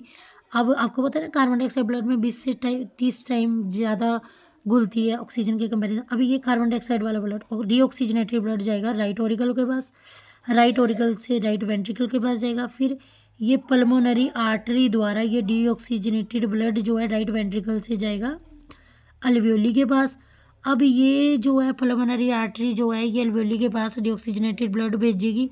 अब ये डीऑक्सीजनेटेड ब्लड यहाँ पे ऑक्सीजनेटेड बनेगा, कार्बन डाइऑक्साइड बाहर निकल जाएगी, ठीक है। और ये ऑक्सीजनेटेड ब्लड जो है पल्मोनरी वीन में आएगा, पल्मोनरी वीन से ऑक्सीजनेटेड ब्लड लेफ्ट ऑरिकल में जाएगा, फिर लेफ्ट वेंट्रिकल में जाएगा, लेफ्ट वेंट्रिकल से सिस्टमैटिक आर्टरी के द्वारा जो है ये जो है ऑक्सीजनेटेड ब्लड जो है वो टिश्यू में जाएगा, ठीक है ना।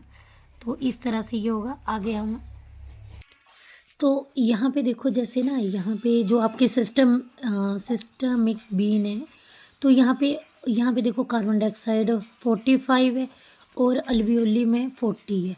तो यहाँ पे high partial pressure carbon dioxide का ही अल्वियोली में कम है। तो कार्बन डाइऑक्साइड गैस का कैसे मूव करेगी, हाई टू लो। तो इसलिए जो है कार्बन डाइऑक्साइड जो है वो सिस्टमिक बीन से जो है वो अल्वियोली में जाती है, हाई टू लो प्रेशर जाती है। अब यहाँ पे देखो, यहाँ पे जो आपके सिस्टेमिक आर्टरीज है ना, यहाँ पे ऑक्सीजन का प्रेशर कितना है 95 है ना, और इधर कितना है टिश्यू में 40 है। तो हाई टू लो फिर टिश्यू में जाएगी, है ना। तो इसलिए ये मतलब कि प्रेशर ग्रेडियंट की वजह से गैसेस का मूवमेंट होता है, ठीक है। अब यहाँ पे अगर देखोगे ट्रांसपोर्ट ऑफ गैसेस, तो ब्लड जो है एक मीडियम है ट्रांसपोर्ट का। ट्रांसपोर्ट ऑफ ऑक्सीजन का ट्रांसपोर्ट 2 वे से होता है। 3% ऑक्सीजन जो है वो प्लाज्मा में डिसॉल्व होती है और 97% ऑक्सीजन जो है वो हीमोग्लोबिन के साथ बाइंड होती है। तो 97% ऑक्सीजन जो है वो हीमोग्लोबिन के साथ बाइंड होकर HbO2 बनाती है और ये एक बहुत ही स्ट्रॉन्ग एसिड है। अब आगे है हीमोग्लोबिन। तो हीमोग्लोबिन जो है हीम और ग्लोबिन से बना है। हीम में आयरन होता है, आयरन आयंस होते हैं, और ग्लोबिन एक अमीनो एसिड है, ठीक है ना। आपको पता है कि एक हीमोग्लोबिन के साथ 4 ऑक्सीजन बाइंड करते हैं, ठीक है ना। तो एक हीमोग्लोबिन में 4 आयरन होते हैं। तो देखो मतलब 4 आयरन 4 ऑक्सीजन, तो एक आयरन में 1 ऑक्सीजन होता है और 4 आयरन में 4 ऑक्सीजन होते हैं, ठीक है ना। अब ग्लोबिन एक अमीनो एसिड है। ग्लोबिन में 2 पॉलीपेप्टाइड चेन्स होती हैं, 2 अल्फा होते हैं ग्लोबिन में और 2 बीटा होते हैं। ये देखो ग्लोबिन में 2 पॉलीपेप्टाइड चेन है, 2 अल्फा हैं 2 बीटा हैं, ठीक है ना। अब एक हेल्दी इंडिविजुअल जो है उसमें जो है टोटल 100 मिलीलीटर ब्लड में से जो है 100 मिलीलीटर ब्लड में 15 ग्राम हीमोग्लोबिन होता है एक हेल्दी इंडिविजुअल में, ठीक है। तो आपको पता है कि 1 ग्राम हीमोग्लोबिन जो है उसमें 1.34 मिलीलीटर ऑक्सीजन होता है। 1 ग्राम हीमोग्लोबिन में 1.34 मिलीलीटर ऑक्सीजन होता है। तो 15 ग्राम हीमोग्लोबिन में कितना मिलीलीटर ऑक्सीजन होगा तो 15 को आपने 1.34 से मल्टीप्लाई कर देनी, तो आपका आंसर आएगा 20 मिलीलीटर ऑक्सीजन। तो 15 ग्राम हीमोग्लोबिन में 20 मिलीलीटर ऑक्सीजन होती है, ठीक है ना। अब 100 मिलीलीटर में से 20 millilitre of 100 millilitre of oxygenated blood में 20 मिलीलीटर, मतलब 15 ग्राम हीमोग्लोबिन में 20 मिलीलीटर ऑक्सीजन होता है, ठीक है ना।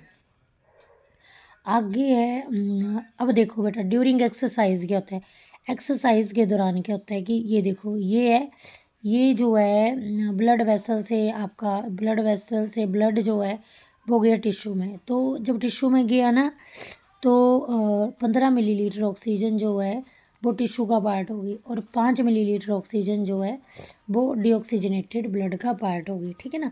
15 मिलीलीटर ऑक्सीजन टिश्यू का पार्ट होगी, और 5 मिलीलीटर ऑक्सीजन 5 मिलीलीटर ऑक्सीजन जो है वो डीऑक्सीजनेटेड ब्लड का पार्ट होगी। अब जब आप ड्यूरिंग रेस्ट क्या होगा कि आपको होता है 20 मिलीलीटर ऑक्सीजन फ्लो कर रही है ना ब्लड में, तो 5 मिलीलीटर ऑक्सीजन टिश्यू का पार्ट होगी, और 15 मिलीलीटर ऑक्सीजन डीऑक्सीजनेटेड ब्लड का पार्ट होगी। तो यहाँ से भी क्वेश्चन आ सकते हैं, ये आपने याद रखनी है बातें।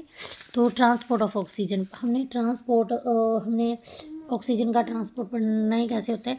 तो ऑक्सीजन जो है 7% ऑक्सीजन जो है वो प्लाज्मा में डिज़ोल्व होती है, ठीक है ना, याद रखना। 7% ऑक्सीजन प्लाज्मा में डिज़ोल्व होती है।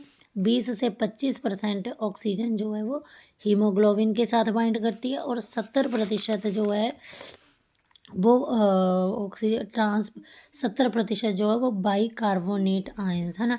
अब यहाँ पे देखो, तो 20 से 25% जो है 20 से 25% बाइंड विद हीमोग्लोबिन, ठीक है। तो यहाँ पे आप देख सकते हो, तो यहाँ पे ट्रांसपोर्ट ना कार्बन डाइऑक्साइड का, ये हमने गलत लिख दिया। तो 7% कार्बन डाइऑक्साइड प्लाज्मा में डिजोल्व होती है, हमने, ठीक है, 7% कार्बन डाइऑक्साइड प्लाज्मा में डिजोल्व होती है। 20 से 25% कार्बन डाइऑक्साइड हीमोग्लोबिन के साथ बाइंड करती है। 20 से 25% कार्बन डाइऑक्साइड जो है वह हीमोग्लोबिन के साथ बाइंड करके HbCO2 बना रही है, जिसको कार्ब अमीनो हीमोग्लोबिन बोलते हैं। ये कार्ब अमीनो हीमोग्लोबिन बोलते हैं, ठीक है ना। और 7% कार्बन डाइऑक्साइड जो है वो बाइकार्बोनेट आयन की फॉर्म में होती है, याद रखना। 7% प्लाज्मा में, 7% बाइकार्बोनेट में, और 20 से 25% हीमोग्लोबिन कार्बन डाइऑक्साइड के साथ बाइंड होकर कार्ब अमीनो हीमोग्लोबिन में होती है। आपको पता है जो अल्वियोली में ऑक्सीजन होती है ना, अब अल्वियोली में क्या होता है, कार्बन डाइऑक्साइड का पार्शियल प्रेशर कम होता है, और मतलब कि कार्बन डाइऑक्साइड जो है अल्वियोली में जो अल्वियोली में जो है वो हीमोग्लोबिन की कार्बन डाइऑक्साइड के साथ बाइंडिंग भी कम होती है। टिश्यू में पार्शियल प्रेशर और कार्बन डाइऑक्साइड ज़्यादा होता है, और डीऑक्सीजनेटेड ब्लड भी टिश्यू में ज़्यादा होता है, ठीक है ना। लेकिन अल्वियोली में डीऑक्सीजनेटेड ब्लड कम होता है, क्योंकि कार्बन डाइऑक्साइड का पार्शियल प्रेशर अल्वियोली में कम होता है, ठीक है। अब यहाँ पे देखो, यहाँ पे क्या होता है कि यहाँ पे ना पानी जो है वो कार्बन डाइऑक्साइड के साथ रिएक्ट कर रहा है कार्बोनिक एनहाइड्रेज इंजाइम की प्रेजेंस में, और क्या बन रहा है, H2CO3 बन रहा है, बाइकार्बोनेट बन रहा है। अब ये बाइकार्बोनेट कार्बोनिक एनहाइड्रेज एंजाइम के प्रेजेंस में टूटेंगे H पॉजिटिव और HCO3 नेगेटिव में, ठीक है ना। अभी यहाँ पे देखो, अभी यहाँ पे क्या हो रहा है कि जो यहाँ पे क्या हो रहा है कि ये ब्लड से जो है कार्बन डाइऑक्साइड जो है वो ब्लड से कार्बन डाइऑक्साइड गई अल्वियोली में, ब्लड से जो है वो 4 मिलीलीटर कार्बन डाइऑक्साइड अल्वियोली में गई। 100 मिलीलीटर डीऑक्सीजनेटेड ब्लड से जो है 4 मिलीलीटर कार्बन डाइऑक्साइड जो है वो कहाँ पे गई, अल्वियोली में गई, ठीक है ना। अब बेटा देखो, यहाँ से क्वेश्चन कैसे आएगा, MCQ कैसे आएगा कि 20 से 25% कार्बन डाइऑक्साइड जो है वो, ये देखो यहाँ पे है ना, 20 से 25% कार्बन डाइऑक्साइड जो है 25% कार्बन डाइऑक्साइड जो है 20 से 25% कार्बन डाइऑक्साइड जो है वो ट्रांसपोर्ट होती है वाई हीमोग्लोबिन, ठीक है। 20 से 25% कार्बन डाइऑक्साइड ट्रांसपोर्ट होती है वाई हीमोग्लोबिन, ठीक है, ट्रांसपोर्ट वाई RBC। ये देखो 20 से 25% कार्बन डाइऑक्साइड जो है वो हीमोग्लोबिन द्वारा ट्रांसपोर्ट होती है, और आगे where as -% of it carried as bicarbon, और बोला है कि 20 से 25% जो है वो ट्रांसपोर्ट होती है बाई RBC, और 70% जो है बाइकार्बोनेट की फॉर्म में होती है, ठीक है ना। अब आगे बोला है कि 100 मिलीलीटर डीऑक्सीजनेटेड ब्लड जो है ना, उसमें से जो है अप्रॉक्सीमेटली कितनी परसेंट कार्बन डाइऑक्साइड अल्वेओली में जाती है। तो हमने पढ़ा ना कि 100 मिलीलीटर डीऑक्सीजनेटेड ब्लड में से 4 मिलीलीटर कार्बन डाइऑक्साइड जो अल्वेओली में थे। तो बेटा आपको इस तरह से पढ़ना होगा। अब देखो मैंने ये थोड़ा कॉम्प्लिकेटेड सा था तो मैंने बता दिया आपको कैसे क्वेश्चन आएंगे, तो इससे आपको थोड़ा आपका माइंड सेट हो जाएगा कि इस तरह से क्वेश्चन आएंगे। अब ये देखो ये है ऑक्सीजन डिसोसिएशन कर्व, ठीक है ना। तो ये कर्व जो है ये ऑक्सीजन डिसोसिएशन कर्व ये एक सिग्मोइड कर्व ऑब्टेन्ड हो रहा है। अब देखो यहाँ पे जो है ये जो है पार्शियल प्रेशर ऑफ ऑक्सीजन और saturation percentage versus saturation percentage का एक ग्राफ बन रहा है और ये एक सिग्मोइड कर्व है। आप देख सकते हो यहाँ पे जो है ये जो है अब आप देख सकते हो कि ये कैसे एक सिग्मोइड ग्राफ बन रहा है। अब यहाँ पे देखो ये जो है इस तरह से बना, ये 50% पे ये देखो, तो ये देखो यहाँ पे P50 वैल्यू है। तो ये देखो 50%, ये देखो यहाँ पे ये ग्राफ यहाँ पे मिल रहा है, ये P50 वैल्यू है और P50 वैल्यू जो है यहाँ पे जो है partial pressure of oxygen wear 50% haemoglobin जो है वो सैचुरेट हो रहा है ऑक्सीजन के साथ। तो P50 वैल्यू क्या बताती है? P50 वैल्यू ये बताती है कि पार्शियल प्रेशर ऑफ ऑक्सीजन जो है जहाँ पे 50% हीमोग्लोबिन जो है वो सैचुरेट हो रहा है ऑक्सीजन के साथ। P50 वैल्यू बताती है कि पार्शियल प्रेशर ऑफ ऑक्सीजन जहाँ पे 50% हीमोग्लोबिन जो है वो सैचुरेट हो रहा है ऑक्सीजन के साथ। अब देखो अब बोले अगर मान लो कि पार्शियल प्रेशर ऑफ ऑक्सीजन बढ़ा दिया जाए तो हीमोग्लोबिन जो है वो ऑक्सीजन के साथ हीमोग्लोबिन की अफिनिटी बढ़ जाएगी। अगर पार्शियल प्रेशर ऑफ ऑक्सीजन कम कर दिया जाए तो हीमोग्लोबिन के साथ ऑक्सीजन की अफिनिटी कम हो जाएगी, यानी डिसोसिएशन होगी, है ना। अब यहाँ पे मैं आपको बताती हूँ ये बेटा कि ये फैक्टर है ऑक्सीजन डिसोसिएशन कर्व के। अब यहाँ पे मैं आपको बताती हूँ, ये देखो तो यहाँ पे जो है ये देखो यहाँ पे आपको ना पता कैसे क्वेश्चन आएगा। अब देखो ये राइट शिफ्ट, ये देखो ये इस तरफ को राइट शिफ्ट है और ये लेफ्ट शिफ्ट है। आपको पता है जो राइट शिफ्ट में ना partial pressure of carbon dioxide ज़्यादा होता है। आपने ऐसे लिखना है कि राइट शिफ्ट में पार्शियल प्रेशर ऑक्सीजन डिसोसिएशन का कर्व का ग्राफ जो है वो पार्शियल प्रेशर ऑफ ऑक्सीजन और वर्सेस सैचुरेशन परसेंटेज के बीच with respect to saturation percentage हम ड्रॉ करते हैं।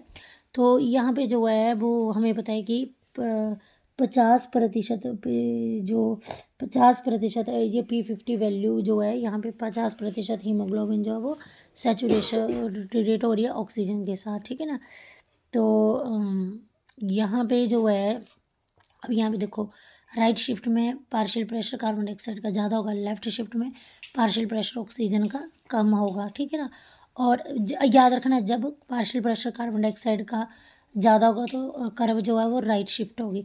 जब H पॉजिटिव आयंस का नंबर बढ़ेगा, राइट शिफ्ट में H पॉजिटिव आयन का नंबर बढ़ता है, राइट शिफ्ट में पीएच की वैल्यू H पॉजिटिव आयन बढ़ेंगे, number of H positive ion बढ़ेंगे तो पीएच कम होगी, तो शिफ्ट जो है वो कर्व जो है राइट शिफ्ट करेगी। जब टेम्परेचर बढ़ेगा तो कर्व राइट शिफ्ट करेगी। जब 2,3 बाई फास्फोग्लिसरेट ये बढ़ेंगे तो कर्व राइट शिफ्ट करेगी, ठीक है ना। यहाँ पे P50 की वैल्यू ज़्यादा होती है और वहाँ पे कम होती है। तो याद रखना यहाँ पे पार्शियल प्रेशर कार्बन डाइऑक्साइड कम होगा तो कर्व लेफ्ट शिफ्ट करेगी, पार्शियल प्रेशर ऑक्सीजन ज़्यादा होगा कर्व लेफ्ट शिफ्ट करेगी।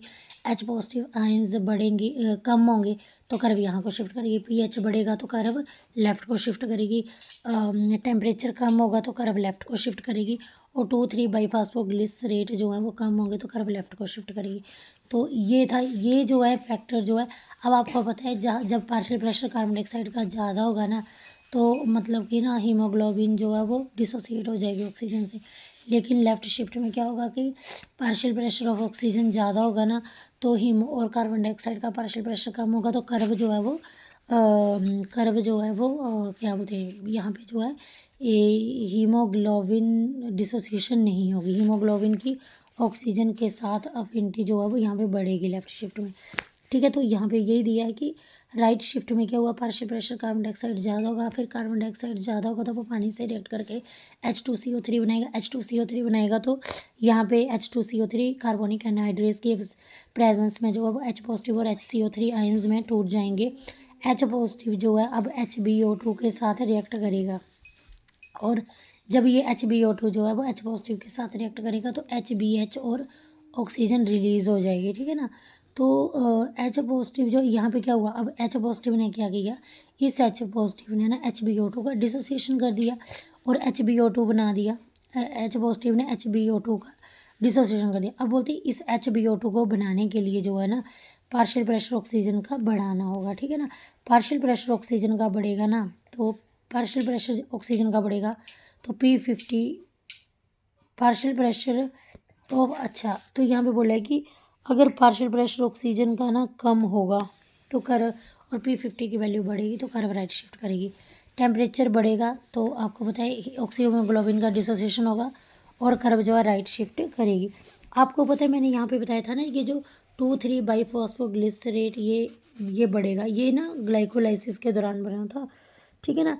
तो ये जब बढ़ेगा ना तो ये अमीनो एसिड वाले पार्ट से लग जाता है, ये 2,3 बाईफॉस्फोग्लिसरेट ये बढ़ेगा, ये अमीनो एसिड वाले पार्ट से लग जाएगा, जिससे क्या होगा कि ये जो है हीमोग्लोबिन के स्ट्रक्चर इससे टूट जाता है और वो हीमोग्लोबिन जो है वो ऑक्सीजन के साथ नहीं जुड़ता, तो ये रीज़न है, ठीक है ना। अब बेटा आपको पता है टेम्परेचर बढ़ाने से क्या होता है, हीमोग्लोबिन का स्ट्रक्चर डिस्ट्रॉय हो जाता है, जिससे HbO2 डिसोसिएट हो जाएगा और P50 की वैल्यू जो है बढ़ जाएगी और राइट शिफ्ट हो जाएगा, ठीक है ना। तो मैंने आपको बताया कि 2,3 बाईफॉस्फोग्लिसरेट एक इंटरमीडिएट प्रोडक्ट है ग्लाइकोलाइसिस का। ये हीमोग्लोबिन के स्ट्रक्चर को क्या कर देता है, डिस्ट्रॉय कर देता है, क्योंकि 2,3 बाईफॉस्फोग्लिसरेट जो है जब ये HbO2 के साथ लग जाता है तो P50 की वैल्यू बढ़ जाती है, और P50 की वैल्यू बढ़ती है तो ऑक्सीजन हीमोग्लोबिन से डिसोसिएट हो जाता है, ठीक है ना। तो यहाँ पे देखो ये परसेंटेज सैचुरेशन, ये पार्शियल प्रेशर ऑफ ऑक्सीजन, यहाँ पे देखो ये ग्राफ जी, ये जो 3 सिग्मोइड कर्व ग्राफ बन रहे हैं, ये एडल्ट हीमोग्लोबिन में पार्शियल प्रेशर, एडल्ट हीमोग्लोबिन में 2 अल्फा होते हैं 2 बीटा होते हैं और P50 की वैल्यू भी ज़्यादा होती है, ठीक है ना। और फीटस के हीमोग्लोबिन में 2 अल्फा 2 बीटा, और ये फीटस के ये हीमोग्लोबिन ऑक्सीजन के साथ ज़्यादा बाइंड करता है, और मियोग्लोबिन में P50 की वैल्यू जो है वो कम होती है, ठीक है ना। अभी यहाँ पे आप देख सकते हो, ये यहाँ पे देखो, अभी यहाँ पे देखो, यहाँ पे ये टिश्यू है, ठीक है ना। तो टिश्यू 7% कार्बन डाइऑक्साइड जो है वो प्लाज्मा में डिज़ोल्व हो जाती है, ठीक है ना। अब यहाँ पे देखो ये जो है ये क्या है, ये RBC है ना। RBC में होता है हीमोग्लोबिन, टिश्यू से कार्बन डाइऑक्साइड की हीमोग्लोबिन में कार्बन डाइऑक्साइड ने हीमोग्लोबिन से कंबाइन किया, बना HbCO2 बना, ठीक है ना। HB कार्बो अमीनो हीमोग्लोबिन बना। जब कार्बन डाइऑक्साइड जो हीमोग्लोबिन से रिएक्ट की तो कार्बो अमीनो हीमोग्लोबिन बना। जब कार्बन डाइऑक्साइड वाटर से कॉन्टैक्ट की तो कार्बोनिक बाइकार्बोनेट बना। बाइकार्बोनेट जो वो टूटा H पॉजिटिव और HCO3 में। अब ये H पॉजिटिव क्या करेगा, ये H पॉजिटिव जो है वो ये देखो रे यहाँ पे क्या हुआ बेटा, HbCO2। अब हमने देखा कि RBC में जो है हमें HbCO2 और HbCO2 और ये देखो HbCO2 जो है वो Hb और CO2 में टूटा, ठीक है ना। और ये CO2 जो है वाटर के साथ रिएक्ट करके इसने H2CO3 बनाया, H2CO3 H पॉजिटिव HCO3 में टूटा। अब ये H पॉजिटिव जो है HbO2 को क्या करेगा, इससे ऑक्सीजन रिमूव कर देगा, ठीक है ना। ये ऑक्सीजन को रिमूव कर देगा, HbH बनेगा और ये ऑक्सीजन रिलीज होगी और ये ऑक्सीजन जो टिश्यू में चली जाएगी, ठीक है। तो इस तरह से ट्रांसपोर्ट होता है। तो अब आगे देखो यहाँ पे, और फिर क्या होगा कि जो HCO3 बना ना, HCO3 बना, ये बाहर चला जाएगा, ठीक है ना। और सोडियम पोटाशियम HCO3 के साथ रिएक्ट करके ना बफर का काम करते हैं। अब बफर क्या करता है, बफर सोडियम पोटाशियम HCO3 के साथ रिएक्ट करके बफर का काम करते हैं। अगर मान लो बफर क्या करते हैं कि pH ख़राब हो रही है ना, तो ये अपना pH ख़राब हो रही है तो अपना एक आयन छोड़कर लेकिन वही pH को मेंटेन करते हैं, ठीक है ना। और HCO3 अब यहाँ से बाहर गई और Cl नेगेटिव अंदर आया, तो Cl नेगेटिव जो इसमें RBC में ऐड होगा तो इसको बोलते हैं क्लोराइड शिफ्ट या हेम्बरबर्ग फिनोमिना, ठीक है। और यहाँ पे देखो, और यहाँ पे अब देखो जब ना पार्शियल प्रेशर कार्बन डाइऑक्साइड का बढ़ेगा ना तो ऑक्सीजन की क्या होती है, अनलोडिंग होती है। ऑक्सीजन की क्या होती है, अब जो ये यहाँ पे देखो, जब ना पार्शियल प्रेशर कार्बन डाइऑक्साइड का बढ़ा तो ऑक्सीजन की क्या अनलोडिंग हुई, इसको बोलते हैं बोहर इफेक्ट। ठीक है ना, क्लियर हो गया, इसको बोलते हैं बोहर इफेक्ट।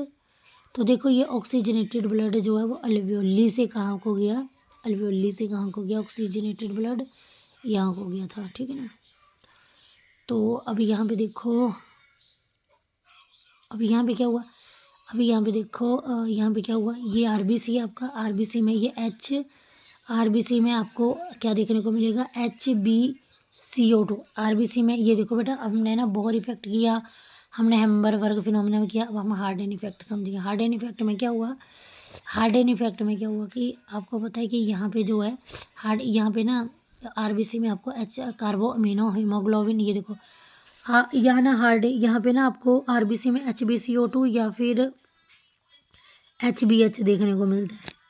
ठीक है ना, तो HbCO2 जो है, ये जो है HbCO2 जो है, ये जो है, ये देखो, ये HbCO2 जो है, ये जब मतलब ये जो है, जब ये क्या प्रोडक्ट बनाएगा, HbO2 बनाएगा। ठीक है ना, और अब यहाँ पे देखो,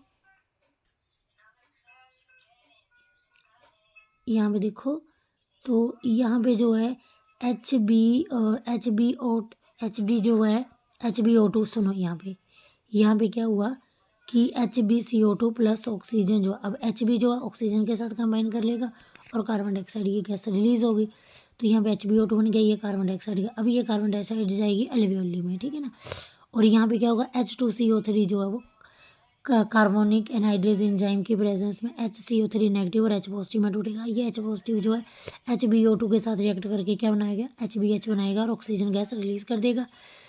ठीक है ना, तो बेटा जब ना HbH ना जो है डीऑक्सीजनेटेड ब्लड में ज़्यादा होता है। ठीक है, HbH और HbCO2। ठीक है ना, अब यहाँ से कार्बन डाइऑक्साइड कहाँ को जाएगी, अल्वियोली में जाएगी।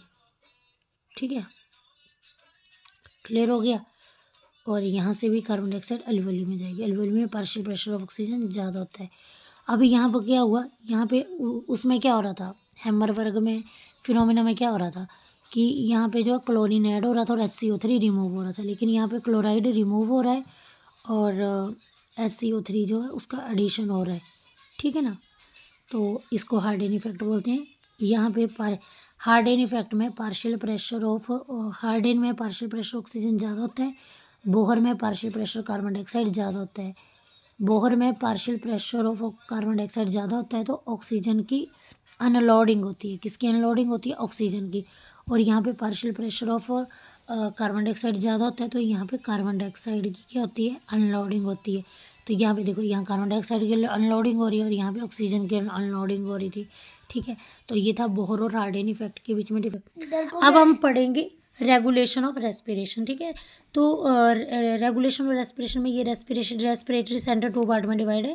पहला है मेडुला। मेडुला ब्रेन का वो पार्ट है जहाँ पे सभी सेंटर प्रेजेंट होते हैं, और पोन्स जो है इसमें न्यूमेटैक्सिक सेंटर होता है। ठीक है ना, तो पोन्स जो है वो मेडुला को बोलेगा कि मतलब कि कंट्रोल करे रेस्पिरेटरी रिदम सेंटर को। तो बेटा मेडुला ब्रेन का पार्ट है जहाँ पे सभी सेंटर प्रेजेंट होते हैं। मेडुला में कौन सा सेंटर होता है present, respiratory rhythm centre present होता है, और रेस्पिरेटरी रिदम सेंटर जो है वो इंस्पिरेशन को कंट्रोल करता है। ठीक है, न्यूमोटैक्सिक सेंटर जो है वो पोन्स में होता है, और ये ना न्यूमोटैक्सिक सेंटर जो है वो मेडुला को बोलेगा कि अपने रेस्पिरेटरी रिदम सेंटर को बोलो कि नॉर्मल इंस्पिरेशन को कंट्रोल करे।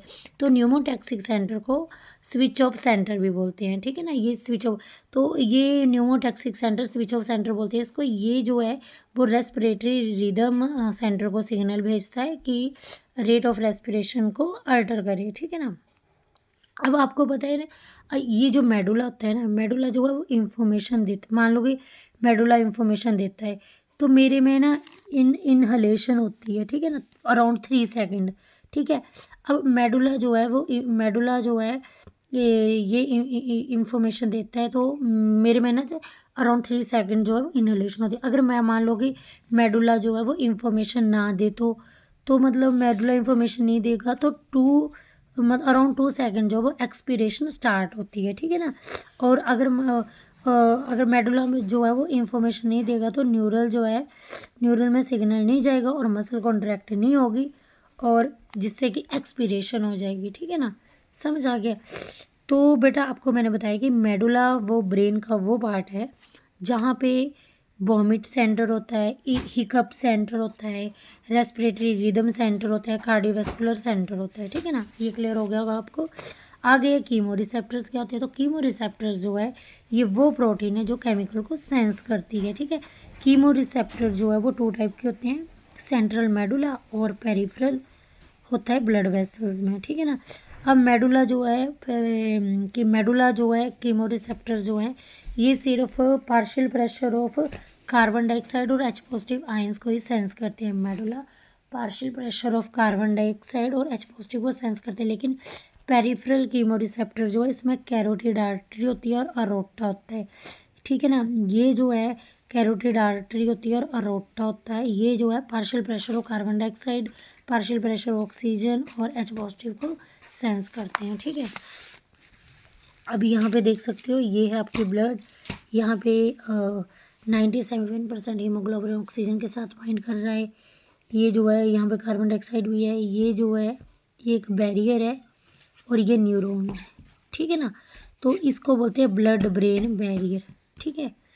तो ये यहाँ पे ये मोर सोल्यूबल होती है ऑक्सीजन में। अब यहाँ पे देखो ये बेटा ये कीमो रिसेप्टर है, ये क्या है, ये कीमो रिसेप्टर है। ये जो आपको न्यूरॉन्स दिख रहे हैं कीमो रिसेप्टर, ये ऑक्सीजन को सेंस नहीं करेगा, क्योंकि ऑक्सीजन जो है वो कीमो रिसेप्टर कभी भी ऑक्सीजन को सेंस नहीं करते हैं। ये जो है ये ऑक्सीजन, क्योंकि ऑक्सीजन हीमोग्लोबिन के साथ सैचुरेट होती है, तो यहाँ पे देखो ये CO2 वाटर के साथ कंबाइन करके कार्बो अमीनो हीमोग्लोबिन कार्बोनिक एसिड बनाते हैं। कार्बोनिक एनहाइड्रेज के एंजाइम की प्रेजेंस में H पॉजिटिव और HCO3 नेगेटिव में टूटते हैं। अब ये H पॉजिटिव जो है इसको सेंस किया जाता है कीमो रिसेप्टर के द्वारा, ठीक है ना। आपको पता है कि ऑक्सीजन का ना कीमो रिसेप्टर में कोई रोल नहीं होता है, कार्बन डाइऑक्साइड और H+ का ही कीमो रिसेप्टर में रोल होता है। जब ब्लड में कार्बन डाइऑक्साइड की प्रेशर बढ़ जाता है ना, तो कार्बन डाइऑक्साइड ना जब ब्लड में कार्बन डाइऑक्साइड का प्रेशर बढ़ जाता है तो कार्बन डाइऑक्साइड ना पहले कीमो रिसेप्टर को बताएगा, फिर मेडुला जब ब्लड में कार्बन डाइऑक्साइड का प्रेशर बढ़ जाए तो पहले ब्लड किसको बताएगा, कीमो रिसेप्टर को बताएगा, फिर मेडुला को बताएगा कि कार्बन डाइऑक्साइड का पार्शियल प्रेशर बढ़ गया है, कि ब्रीथिंग ज़्यादा करो, ठीक है ना, ब्रीदिंग ज़्यादा करो, ठीक है। आगे अगर बेटा फ्री फॉर्म में, आपको पता है फ्री फॉर्म में गैस का होना बहुत ज़रूरी होता है ताकि वो कीमो सेंसिटिविटी को बता सके, ठीक है ना। तो ऑक्सीजन जो है वो कीमो रिसेप्टर्स में लिटिल रोल प्ले करती है। अब आप रेस्पिरेशन की टर्मिनोलॉजी के बारे में पढ़ेंगे। हाइपर कैपनिया क्या होता है, हाइपर कैपनिया होता है जब ब्लड के अंदर ऑक्सीजन का पार्शियल प्रेशर, ब्लड के अंदर कार्बन डाइऑक्साइड का प्रेशर ज़्यादा हो। तो और सायानोसिस ये होता है जब ब्लड में ब्लू कलरेशन हो जाए। हाइपोक्सिया होता है जब ब्लड में ऑक्सीजन का पार्शियल प्रेशर कम हो। हाइपोक्सिया जो है वो 4-5 टाइप का होता है। हाइपोक्सिया क्या होता है जब एटमॉस्फेयर में पार्शियल प्रेशर ऑफ ऑक्सीजन कम हो। स्टेगनेंट हाइपोक्सिया क्या होता है जब ब्लड का फ्लो कम हो, ठीक है ना। और इसचलमिक क्या होता है जब BP कम हो, ब्लड मूव नहीं कर रहा है, तो मतलब कि अगर ब्लड प्रेशर कम होगा तो ब्लड मूव नहीं करेगा, अगर ब्लड मूव नहीं करेगा तो ऑक्सीजन को ब्लड उठाएगा कैसे, एल्वियोली से, ठीक है। हिस्टॉक्सिक क्या होता है, हिस्टॉक्सिक जो होता है ये इसमें साइनाइड टॉक्सिक होता है जो कि ब्लॉक कर देता है। अनीमिया, अब अनीमिया के केस में क्या होता है, अब बॉडी के अंदर RBC कम हो जाता है, तो बॉडी के अंदर RBC कम हो जाएगा तो ऑक्सीजन के साथ अफिनिटी कौन करेगा, ठीक है। तो आपको पता है कि साइनाइड एक टॉक्सिक सब्सटेंस है, वो सेलुलर रेस्पिरेशन को स्टॉप कर देता है। अब ऑक्सीजन जो है वो टिश्यू तक नहीं पहुंच पाती है। तो अब हम पढ़ेंगे रेस्पिरेटरी डिसऑर्डर के बारे में। अस्थमा क्या होता है, तो अस्थमा एक हाइपर सेंसिटिविटी और एलर्जिकल डिजीज़ है। ये इन्फेक्ट करता है हमारे अपर रेस्पिरेटरी ट्रैक्ट को। तो अस्थमा में क्या होता है कि ब्रीदिंग में डिफ़िकल्टी आती है और इसमें क्या होता है कि व्हीजिंग साउंड आती है due to inflammation of bronchi and bronchioles. जो हमारे ब्रोंकी होते हैं, ब्रोंकियल्स होते हैं, उसमें सूजन आ जाती है जिससे व्हीजिंग साउंड आती है। तो ब्रोंकी और ब्रोंकियोल्स का इसमें क्या था, अस्थमा में ब्रोंकी और ब्रोंकियोल्स का ल्यूमन नैरो हो जाता है जिससे व्हीजिंग साउंड आती है और डिफ़िकल्टी होती है ब्रीदिंग में। अब एम्फाइज़मा क्या होता है? एम्फाइज़मा होता है ये सिगरेट स्मोकिंग, जो लोग हैवी सिगरेट स्मोक करते हैं ना, उनको एम्फाइज़मा होता है। इससे क्या होता है, लोअर रेस्पिरेटरी ट्रैक्ट डिस्ट्रॉय हो जाता है और यानी कि अल्वियोली जो डिस्ट्रॉय हो जाता है। इससे सरफेस एरिया कम हो जाता है फॉर एक्सचेंज ऑफ गैसेस। ठीक है, इसके सिम्टम क्या है, तो चेस्ट जो है वो बैरल शेप चेस्ट हो जाती है क्योंकि due to loss of elasticity. ठीक है ना, तो इससे क्या होता है, जो ट्रैक्ट होता है, रेस्पिरेटरी ट्रैक्ट हो जाता है, वो ख़राब हो जाता है, तो इलास्टिसिटी लॉस्ट हो जाती है क्योंकि आपकी जो ब्रोंकी और ब्रोंकियोल्स, ये रेस्पिरेटरी ट्रैक्ट हैं, ये मतलब इलास्टिक फाइबर के बने होते हैं। ठीक है ना, इलास्टिक फाइबर के बने होते हैं, तो क्या होता है कि जब इलास्टिक फाइबर ब्रेक हो जाता है तो क्या होता है, चेस्ट जो है वो बैरल शेप्ड हो जाती है और एम्फाइज़मा हो जाता है। ठीक है, ऑक्यूपेशनल रेस्पिरेटरी डिसऑर्डर्स क्या है, ये वो डिसऑर्डर हैं जो कि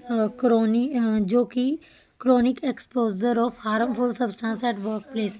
तो ये एक ऐसा डिसऑर्डर है ना, जो जब आप ना जो कि क्या बोलते हैं, जो कि हार्मफुल वर्क प्लेस में आपको हार्मफुल सब्सटेंस के क्रॉनिक एक्सपोजर से होते हैं। ठीक है ना, जैसे for example black lung disease किससे होती है, कोयले से। जो कोयले की खानों में काम करते हैं तो उनके लंग्स ब्लैक हो जाते हैं, तो इसको ब्लैक लंग डिजीज़ बोलते हैं। सिलिकोसिस, जो ना ग्लास फैक्ट्री में काम करते हैं तो उनके अंदर सिलिका चले जाते हैं, जैसे सिलिकोसिस होती है। asbestosis, जो asbestos की शीट बनाते हैं ना, उनको asbestosis डिजीज़ हो जाती है, जो काफ़ी लंबे टाइम तक वहाँ पे काम करते हैं। फाइब्रोसिस जो है, तो इसमें क्या होता है कि जो ब्रोंकी होती है, ब्रोंकियोल्स होता है, इसकी जो वॉल होती है वो थिक हो जाती है, इलास्टिसिटी लॉस हो जाती है जिससे कफिंग होती है और डिफ़िकल्टी होती है ब्रीदिंग करने में। ठीक है, अब निमोनिया क्या है, निमोनिया एटिपिकल और टिपिकल डिजीज़ है। एटिपिकल क्यों, क्योंकि निमोनिया वायरस से भी होता है, फंगस से होता है, प्रोटोजोन से, और वायरस, फंगस, प्रोटोजोन और माइकोप्लाज्मा। और टिपिकल क्यों, क्योंकि जो निमोनिया बैक्टीरिया से होता है वो टिपिकल होता है, और कौन से बैक्टीरिया से होता है, स्ट्रेप्टोकोकस निमोनिया से होता है। अब बेटा जब ना निमोनिया का बैक्टीरिया हमारे अल्वेओली में जाता है तो हमारे अल्वेओली में आ जाती है सूजन हो जाती है, और जिससे क्या होता है, म्यूकस का जब अल्वेओली में सूजन हो जाती है तो म्यूकस का प्रोडक्शन बढ़ने लगता है। अब म्यूकस जो है वो अल्वेओली के अंदर भरने लगेगा, तो बैक्टीरिया जो है, अब जो ये निमोनिया का बैक्टीरिया है ना, ये पोर कॉज करेगा, और उन पोर से ना सराउंडिंग फ्लूइड भी जो है वो अल्वेओली के अंदर आ जाएगा। ठीक है, अल्वेओली के अंदर आ जाएगा, और जिससे इस सराउंडिंग फ्लूइड को इंटरस्टिशियल फ्लूइड बोलते हैं। इंटरस्टिशियल फ्लूइड बोलते हैं। इंटरस्टिशियल फ्लूइड और म्यूकस अल्वेओली को भर देगा जिससे गैसियस एक्सचेंज नहीं हो। तो आप निमोनिया का समझ गए होगे कि निमोनिया कैसे होता है। तो इससे इन्फ्लेमेशन होती है अल्वेओली में ड्यू टू बैक्टीरिया, और जिससे क्या होगा, म्यूकस का प्रोडक्शन होगा, और बैक्टीरिया जो है अल्वेओली की वॉल में पोर क्रिएट कर देगा, जिससे इंटरस्टिशियल फ्लूइड जो है वो ल्यूमन में आ जाएगा, और फ्लूइड अल्वेओली को भर देगा, और एक गैसेस का एक्सचेंज कम होगा। तो ये था निमोनिया की स्टोरी। अब आ गया कार्बन मोनोऑक्साइड पॉइजनिंग क्या होती है। तो हीमोग्लोबिन जो है वो कार्बन मोनोऑक्साइड के साथ ना, इसकी बाइंडिंग करने की कैपेसिटी जो है वो 200 टाइम्स ज़्यादा होती है ऑक्सीजन से। तो हीमोग्लोबिन जब कार्बन मोनोऑक्साइड के साथ कंबाइन होता है तो HbCO बन जाता है। जैसे मान लो कि आप एक कोयले वाली अंगीठी है, तो आपने बंद रूम में कोयले वाली अंगीठी रखी है, तो उस कोयले से जो कार्बन मोनोऑक्साइड निकल रही है ना, तो आप सोए हो, और वो कार्बन मोनोऑक्साइड ना ऑक्सीजन को रिप्लेस करके खुद ब्लड के साथ जो है वो अफिनिटी, मतलब कि ब्लड के साथ जो है वो कंबाइन कर लेगी, क्योंकि आपको पता है कि कार्बन मोनोऑक्साइड की अफिनिटी जो है वो ज़्यादा है, 200 टाइम्स मोर है एज़ कम्पेयर टू ऑक्सीजन। ठीक है, तो इससे क्या होगा कि आपकी डेथ भी हो सकती है क्योंकि ब्लड में ऑक्सीजन की कमी हो जाएगी। तो माउंटेन सिकनेस डिजीज़ क्या है, जब हाई अल्टीट्यूड पे क्या होता है, ऑक्सीजन का पार्शियल प्रेशर कम होता है जिससे हाइपोक्सिया होता है, और इसके सिम्टम क्या, वॉमिटिंग, फैटीग, ब्रेथलेस, और एक्लेमेटाइजेशन होती है बॉडी की, क्योंकि इन RBC के प्रोडक्शन में इंक्रीज आ जाता है। अब डीकम्प्रेशन सिकनेस क्या होते हैं, तो डीकम्प्रेशन का मतलब होता है बैंड है ना, और इसको जो है वो डिवर्स पैरालिसिस बोलते हैं। जो गोताखोर नहीं होते, डिवर होते हैं, तो जो डिवर होते हैं वो जैसे हाई एल्टीट्यूड में क्या होता है आपको पता है, हाई एल्टीट्यूड में ना गैस का पार्शियल प्रेशर बड़ा कम होता है। लोअर एल्टीट्यूड यानी कि डाउन द सी ना गैस का प्रेशर बड़ा ज़्यादा होता है शाश्वत। तो जैसे क्या होता है कि जब आप जो है वो लोअर एल्टीट्यूड यानी कि समुद्र के नीचे जो डिवर हैं वो जाते हैं, तो क्या होता है कि डिवर समुद्र के नीचे जाते हैं, तो आपको पता है ना बॉटम में जाते हैं, तो क्या होता है कि वो अपने साथ एक ना ऑक्सीजन का टैंक भी ले जाते हैं, ऑक्सीजन सिलेंडर भी ले जाते हैं। आपको पता है ऑक्सीजन सिलेंडर में सिर्फ ऑक्सीजन गैस ही नहीं होती है, नाइट्रोजन भी होती है, आर्गन भी होती है और ऑक्सीजन भी होती है। तो अब क्या होता है कि क्या होता है कि जो अब जब जैसे गोताखोर ने जाते हैं तो क्या होता है कि का ऑक्सीजन आर्गन के साथ नाइट्रोजन गैस जो है वो उसके अंदर जा चुकी होती है, ठीक है। जब उसे अब देखो जब अब आपको पता है नीचे जो है वो पार्शियल प्रेशर कम होगा समुद्र के बॉटम में, जैसे ही गोताखोर ऊपर को जाएगा तो पार्शियल प्रेशर जो है वो कम कम मिलेगा उसको। तो वो जो गैस जो है ना, अब वो जो नाइट्रोजन गैस है वो टिश्यू में से ना अचानक इंस्टेंट एकदम से बाहर आनी शुरू हो जाएगी। और वो जो गैस है वो ब्लड में, अब जैसे एकदम से नाइट्रोजन गैस टिश्यू से बाहर निकलेगी ना, तो वो ब्लड में जाके ना बबल बना देगी। अब ब्लड में जाके वो बबल्स बना देगी, जिससे क्या होगा, जिससे आर्टरी में ना एक प्रेशर बनेगा और आर्टरी जो है वो फट भी सकती है, ठीक है। तो मैंने क्या बोला, अब इसको इंग्लिश में समझते हैं। तो the ascent of diver should be slow.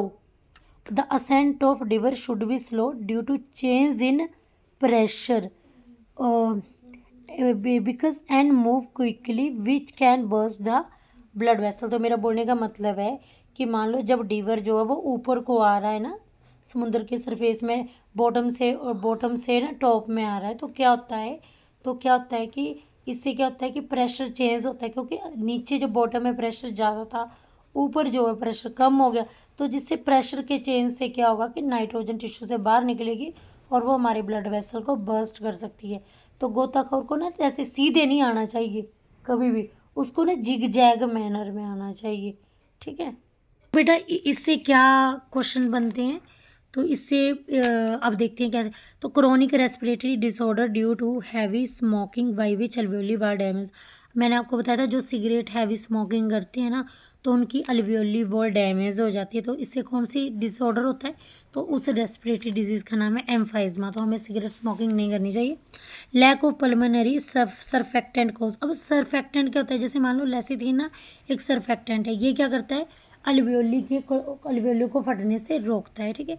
तो पल्मोनरी सरफेक्टेंट ना की पल्मोनरी सरफेक्टेंट की अब्सेंस से कौन सी डिजीज़ होती है, तो वो कौन सी डिजीज़ है, अटेलेक्टेजिस, जिससे कि कोलैप्स हो जाती है, अल्वेओली कोलैप्स हो जाती है, ठीक है ना।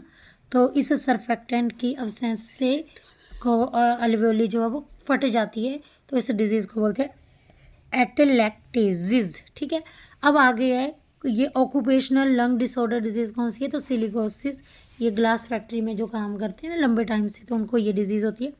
न्यूमोटैक्सिक सेंटर जो है वो मॉडरेट करता है function of respiratory rhythm centre, it is present. तो अब मैंने आपको बताया था ना न्यूमोटैक्सिक सेंटर कहाँ पे होता है, ये पोन्स में प्रेजेंट होता है, और ये जो है ना मेडुला को सिग्नल देता है कि उसको बोलो रेस्पिरेटरी रिदम सेंटर को बोलो कि वो कंट्रोल करे इसको रेस्पिरेटरी रेट को, ठीक है। अच्छा बताओ, पार्शियल प्रेशर ऑक्सीजन का ज़्यादा होता है, कार्बन डाइऑक्साइड का कम होता है, एच पॉजिटिव लेस होंगे, पीएच ज़्यादा होगा और टेम्परेचर कम होगा, तो कर्व कहाँ को शिफ्ट होगी, लेफ्ट में शिफ्ट होगी और ऑक्सी हीमोग्लोबिन बनेगा। तो बेटा ये देखो ये कंडीशन होगी तो क्या होगा, ये क्वेश्चन आया हुआ है नीट में कि ये कंडीशन जो है वो फेवरेबल होगी for formation of oxy haemoglobin और इसे लेफ्ट शिफ्ट होगा। तो इसी के साथ हमारा रेस्पिरेशन वाला चैप्टर जो है ह्यूमन रेस्पिरेशन वाला चैप्टर कंप्लीट होता है विद कंसेप्ट एंड एमसीक्यू, और इसमें मैंने एनसीईआरटी की एक एक सिंगल लाइन को डिकोड किया। तो अगर आपको मेरी वीडियो पसंद आए तो please do subscribe my channel and please बताएं मेरे को कि मेरी वीडियो आपको कैसी लगी, और इस लेक्चर को सुनने के बाद आपका हर एमसीक्यू हर पीवाईक्यू बनेगा। So bye, have a nice day.